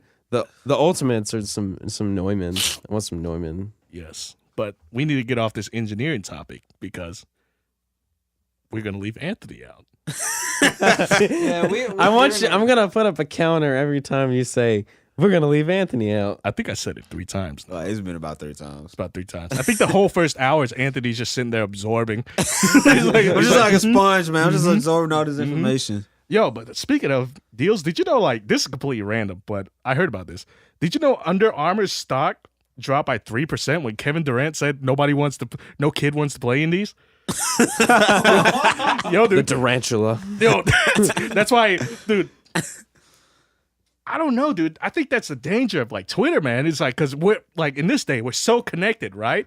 And if people get pissed at everything, so it's like, so if Kevin Durant like drops a stock down by 3% and like a company loses like thousands and millions of dollars, like, I don't know. What's the end result of all this? What do you think, Anthony? Man, it's just Do you think we just need to all like turn off our phones and just go live in the woods or something? Like, no. I don't think that. No, take I'll us to say the it. ranch? time to go to the ranch, Go boys. to the ranch? Send them to the ranch. Okay. I just like the South Park episode with like Tegrity Farms where they just all become weed farmers. You need some good old Tegrity. I just like Dr. Phil. Send them to the ranch. Send them to the ranch. Okay, Anthony, what do you think as we sit here fucking around? I'm trying to get myself together. Hold on. I mean, I don't think we should throw our phones away. I think we should just watch what we say on social media. Just as simple as that. I mean, think about it, dude. Technology But we and AI. can't. Or not be so hurt about it. Yeah. We can't do that either. Too Can't- easy. Too easy. That's Everybody too gets triggered Intestinal by fortitude something. in this day and age, it's 2019, It's people. 2019. You gotta get pissed about everything, dude. Yo, dude, did you hear that Amazon's testing out self-driving trucks? Self-driving trucks. All right. They're Yes, not man. the only one. Who else is doing it? Tesla. There's another company at CES that would let you. Mercedes working on a car like that. Yes, Yeah. Mercedes as well. I just want to know what's gonna happen when that shit Well, malfunctions. right, You're gonna run over somebody and score 10 points. Or you're gonna run off the road. Here's the thing: Amazon's got it at a 98% success rate right now. They're trying to get it 99.9 something.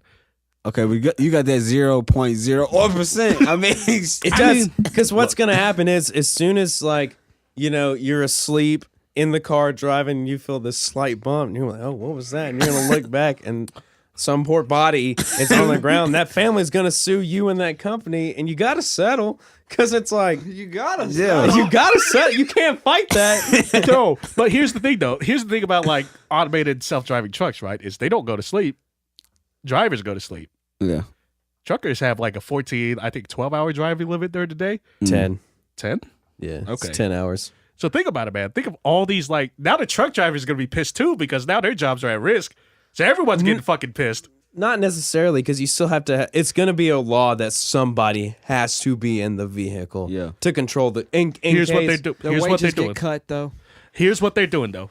They're going to try this thing where a driver is going to work from home, but they're going to probe into the computer and drive for a bit, if that makes sense. You ever played a flight simulator? There's too much going on. Yes, I have, but have you they- played a flight simulator? It'll go to that. I'm gonna hit you with that argument. Have you played a flight simulator? Yes, I played a flight simulator before. I suck at it, but these are professionals. I'm not talking about some fucking dude in his basement. You know what I mean?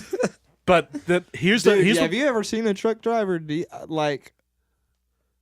I'm pretty sure if they're gonna be like remote pilots that like the criteria for being a truck driver has got to go way up. Yeah, It will. It will. Today alone, I almost got hit twice. I was like, Ted the alcoholic is like, I just need to get away from my family. Need to get away from my family. My wife's really just grilling my balls. I gotta go see Marianne in Kansas City. Oh man, how the fuck did we go from? How the fuck did we talk about? How the fuck did we go from a society still connected to Ted the alcoholic? I don't who needs know. to go see someone? It's really easy. If you have a toothache, it could be caused by. Did you say toothache? No. What? That's what it sounded like. God, this shit's falling apart. Hang on a second. How much longer do you plan on staying in Birmingham, both of you? Oh man. Realistically, because this market, people like to say it's growing. No, it's not. It's gonna take another 20 years. Oh, I know.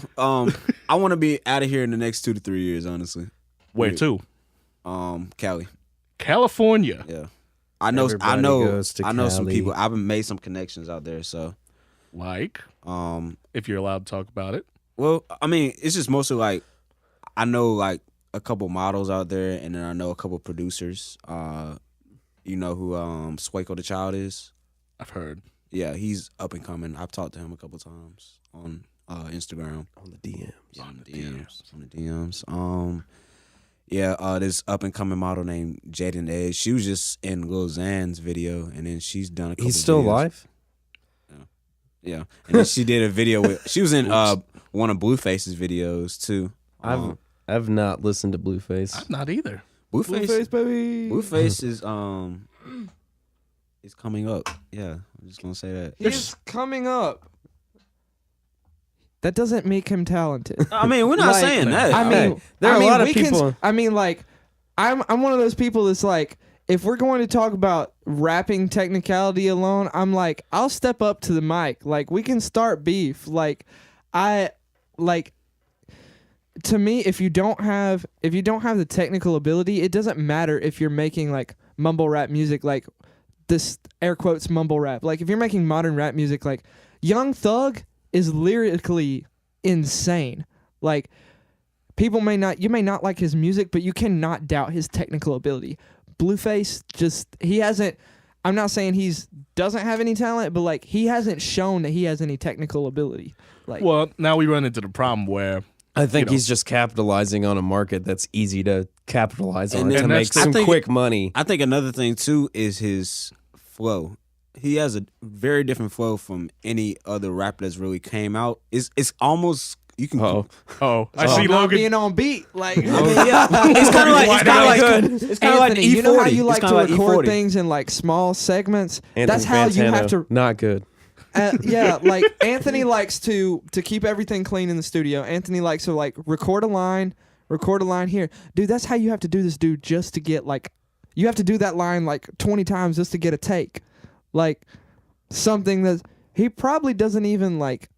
I mean, from the way it sounds like it's recorded, it sounds like it's not even like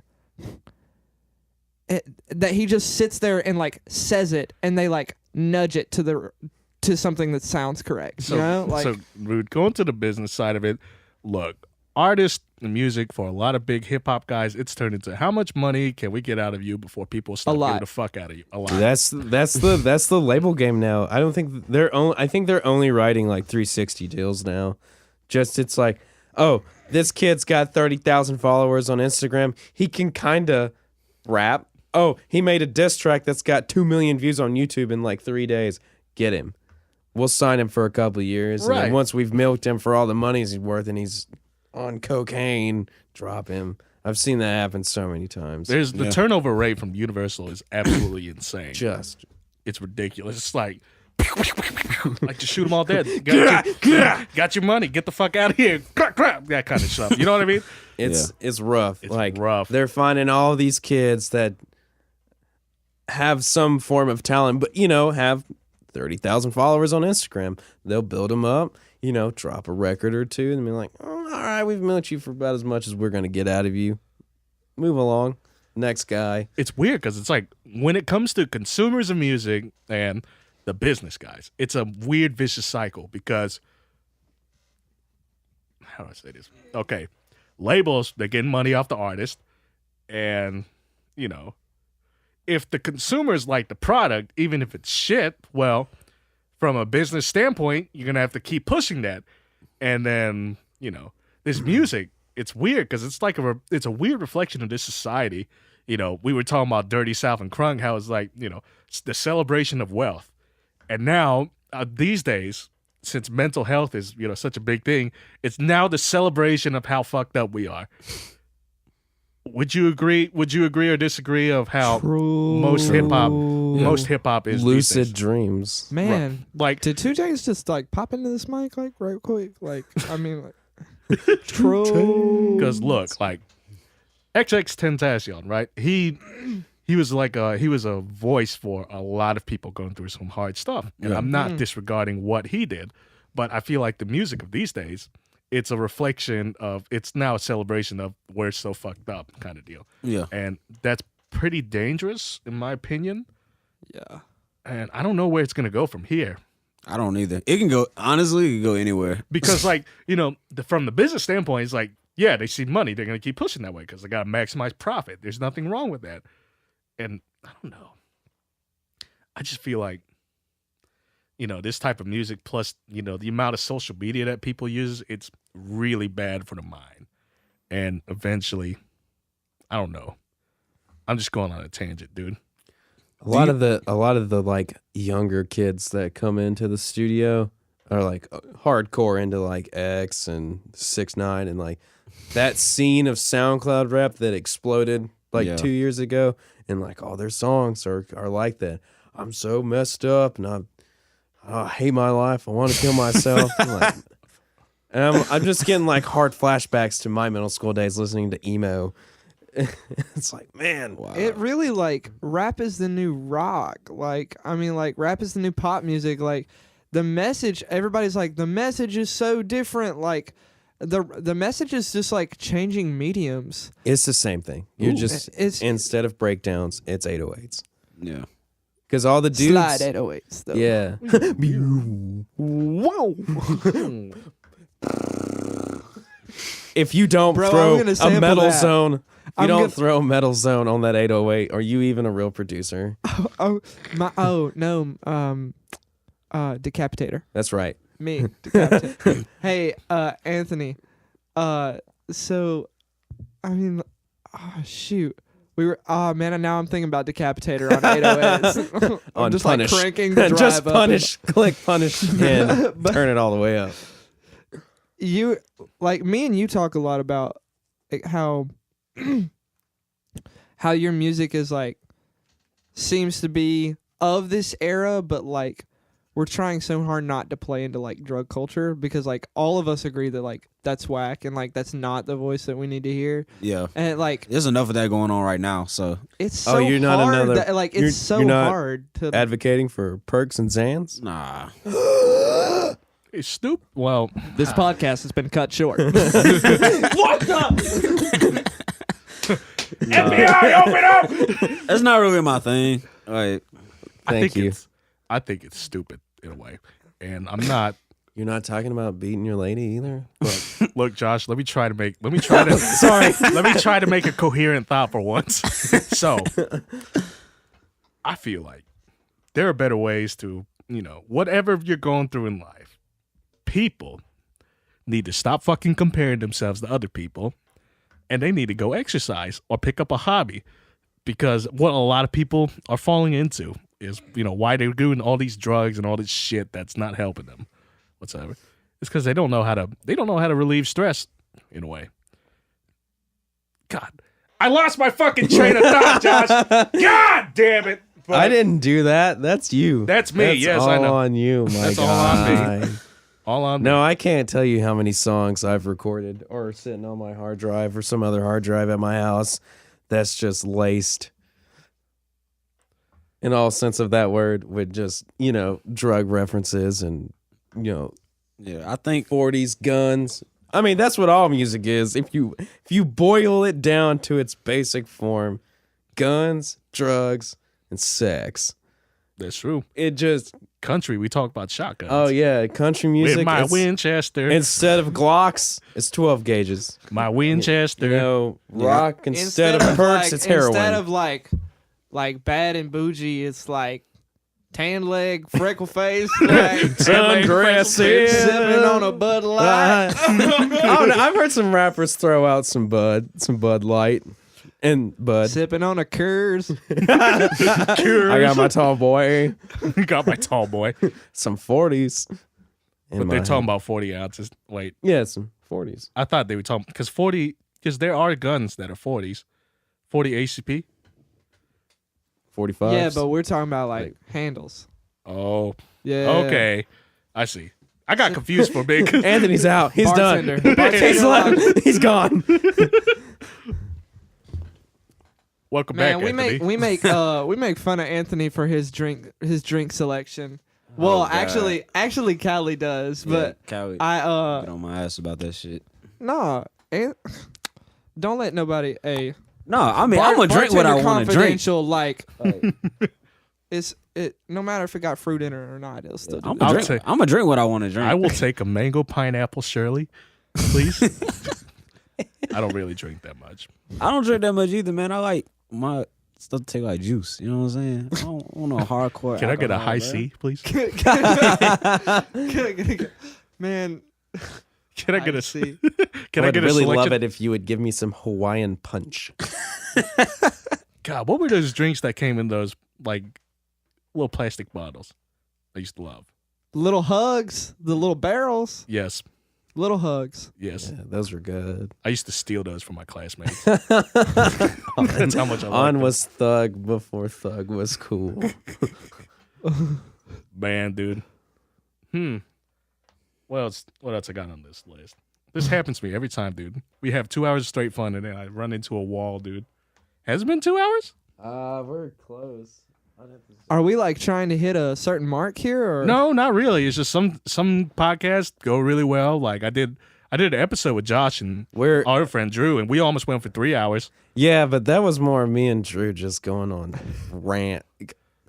No offense, like to you, Anthony. I just deal with a surplus of rappers. Yeah. And they just gets I don't know how you feel, but like it gets annoying. I think it They'll come depends on in- the person. It's They'll come different. in. It's different when like it's them two. Like if it's somebody like sandbagging me on social media about all right, bet I'm gonna roll through. All right, bet I'm like, you're a flake. Like rappers are super like flaky on times and everything. Like, and it's just like I don't know. There's just like a certain vibe that goes in the studio Yeah. with it. It's just like gets draining after a while. But Yeah. I will say they do like Anthony and Kylie are so much fun to work with because I like keep everything fresh and like we're building moments within our friendship, which like we have videos of us like late night in the studio with I our boy Mac Henson like makes incredible beats and like we'll do joint cookups together where like I'll jump on the guitar and he'll run the boards and everything and we're just like shooting the breeze at like 3 a.m, just like go. Can't do. I've done that. I've done my 3 in the Sometimes. mornings.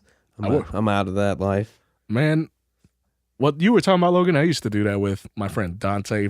He's from Baltimore, and we used to do cook-up sessions like that, and it was so much fun. Have you ever gotten like those messages like, I'm an up-and-coming rapper, I'll pay you in credit? Have you ever gotten that, Logan? exposure? We'll pay Yeah, you. my rent is 1,000 exposures. Wait, how convenient. You ever gotten that before, dude? I got a lot of that. I'll get phone calls. Oh, you Hey, got phone hey calls. man, how much is studio time? $65 an hour. How about 45? $65 an hour. No, you just hang up then. No, I'll entertain them for a little bit. I don't even You do mean so 55? $65 an hour. Or like they'll be like, "Can I roll through right now?" And I'll be like in between sessions. Yeah, man, come on in. They never come. Or I had a guy walk up to the door, and he like he buzzed in, and I went down there, and I was like, "Yo, what's up?" He's like, I'm an up and coming artist. Sure, okay, as you all are. And he was like, "Can I get a tour of the studio?" I was like, "No, not right now. I have a session coming in," which I did in fact I had a label coming in from Atlanta. So I was like, "No, I got a big session coming up." And he just went ballistic on me. And I was like, "Dude, just come back tomorrow and we'll talk." Like, it's 24 hours, guy. the music industry isn't going to change in a day. He just went ballistic on me. So I shut the door and went upstairs. And then he blames the white man for his oppression. I guess I did oppress him because I said no. No, I just rap sessions like today. Oppression. My first one was at noon and I guess this was my last thing, but I had like 4 today and I'm just so done. I would gladly try. To me, like, the work that I hate doing is also the work where they're like, I'll pay you whatever you want. I'm like, You gotta do it then. Are you sure come about on, that? my guy. Like, but I don't know. I don't have a space, so like, Yeah. it's hard to make money at this point from doing what I mean, that's why like bartending pays the bills and like so that I can actually have time to do this kind of stuff that I love. So I don't know. I guess it's kind of freeing not doing music for money, but it's kind of stinks at the same time because It's like a double-edged sword, believe me. I know the kind of quality that I put in. Yeah, when you do it on like I would call this a commercial level, I guess, with how many songs I crap out in a day. Mm-hmm. You eventually are like, when you walk in the studio, I can almost tell. All right, I'm not. Even if I put everything I got into this song, it will only be this good. Like I can just look at somebody and usually I can tell if they're going to be a good artist or not. So Logan, I'm in kind of the same situation you are, where I did do this thing full time for a bit, and then I kind of found myself slipping into an extremely cynical manner. Where, how do I compare this? I compare this to doctors who work in public hospitals, in a sense, where you're seeing so many patients in a day, where you start seeing them as numbers instead of actual people. If that makes sense, I was starting to look at what I was doing as just work instead of me just having fun and enjoying making the music. So that's why I kind of peeled back and started only doing this for, fewer clients, basically part-time, because I just wanted to keep my enjoyment for it. And I kind of learned that's what I've learned in my years doing this, I guess. Yeah, I feel the same way with my music. Like when it starts to become a task instead of you having fun, like it's a whole you just start to lose interest in it. Not to say that that's not something you want to do, but it's like something you got to do, and that's the point I was at. I was just like, I was doing it because I felt like I had to, not because I wanted to, and it didn't start off like that. So I was like, I got to get back to like I want to do this again, and like. That's where the whole creativity comes into play too, because when it feels like a task, you're not as creative because you're like, okay, I gotta come up with this. It's gotta be a banger. It's gotta be a banger. Like a task has a procedure too. Like yeah. As far as like me, when I come up with like 6 stuff that I do with plugins, I'm not just like, okay, let me slap my chain on it, like, and go for it. I'm like, ooh. What if I tried out this really cool, awesome plugin that I haven't touched in ages? Like, when I'm having fun with it and I'm just like kind of throwing stuff around, like that's when I discover stuff. And when you're cranking out songs, like you don't have time for that. Like there's like, okay, your voice, that mic, this chain, like. There's no experimentation there. So. That's my life. I only get if you came in an hour, we could get a song done. Yeah. No problem. Because I would hear you do one take, switch the microphone, throw my chain on it. While you're recording, everything would just be printing. And then by the time you walked out of the studio, it would be mastered. Okay. And I can just, all right, bye. Next person walks in. Yeah, that's the life of, when you start doing this full time and like commercially. And I'm really not an engineer per se. Like I engineer, but like that's insane to me. Also, I've been doing this for like, this summer will make, I guess it was between my like junior and senior year in college. So like that's that summer, like coming up on like 2 years or like 2.5 years. So like I'm not anything. You'll soon realize like most people, a dude is a dude, like a dude's voice is a dude's voice.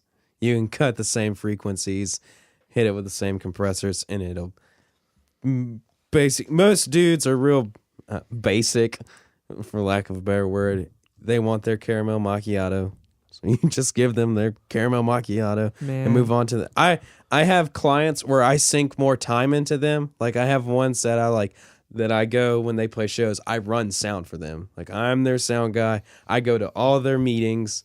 Like there are those clients of mine, and then there are the I have to pay my bills. So come on in, let's do the thing and bop it. So Logan, I think for you, you're in a good spot where you want to be in terms of, engineering. Whether it's you've been engineering for 2 years or 20 years, or whatever you've been doing, most important thing is, I guess you keep loving what you do. I can't be like, I'm not like Josh where I could do this full time to the level he can and just pump out because I just get sick of it. So for I couldn't me, be Josh because he wouldn't allow me to use ozone.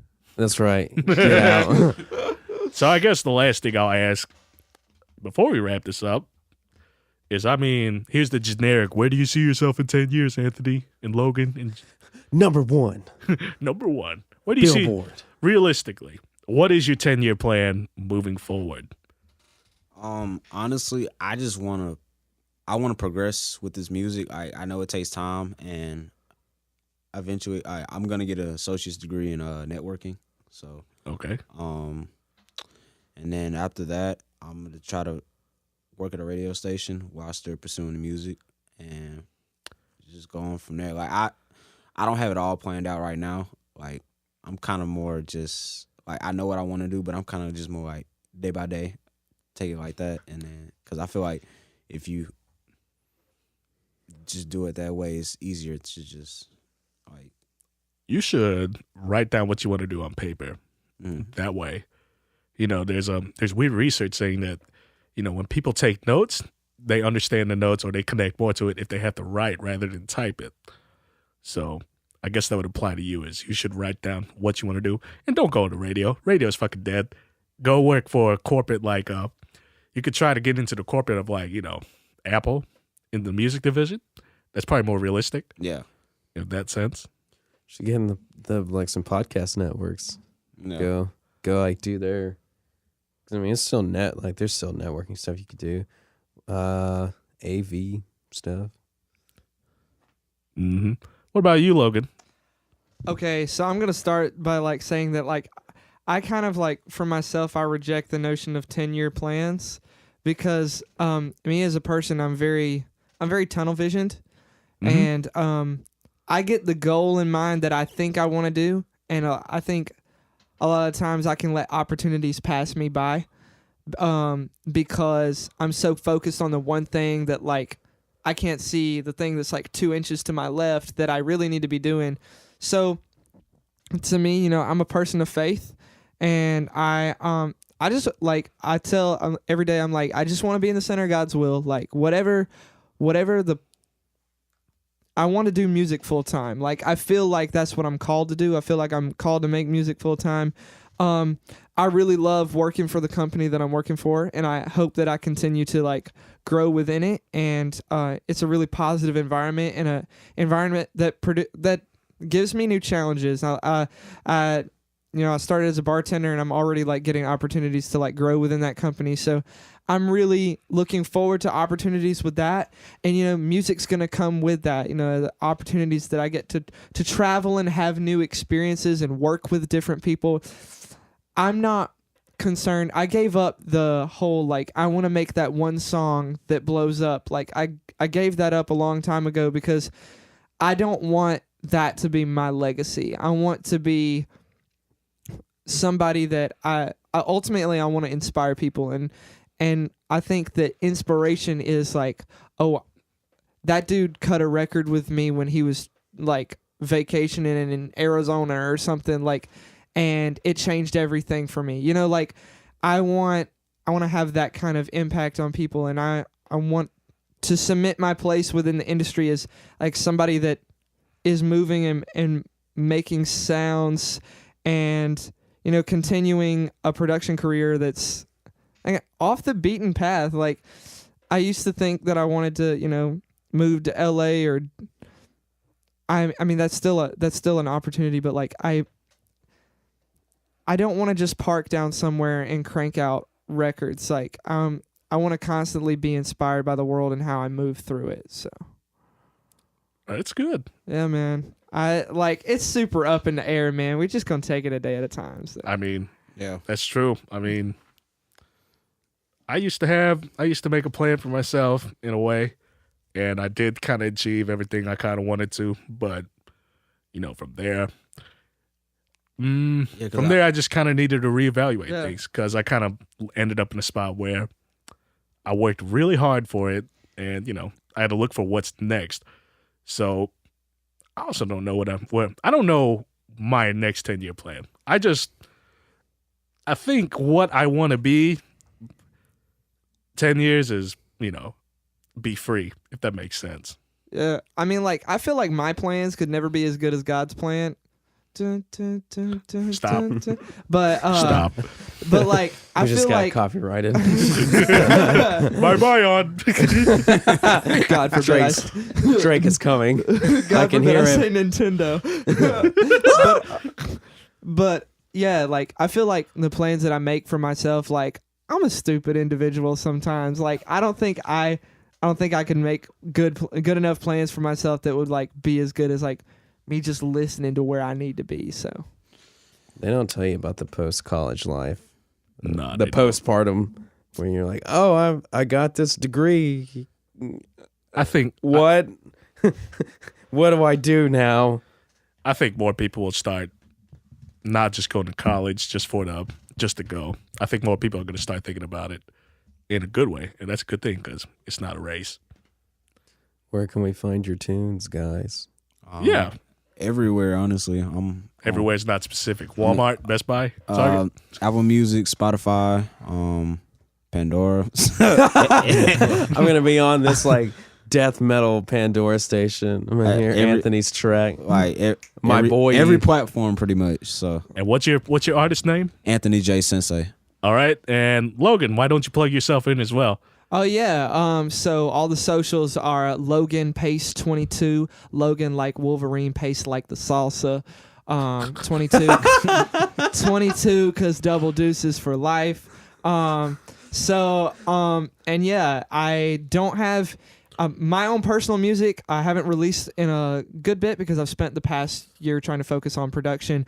But you can find my stuff under Logan Pace on SoundCloud, and you can also check Anthony JSensei, check Anna Claire Loftus LOFTIS, and Ray, who is that artist from Ohio. That's R_E_Y.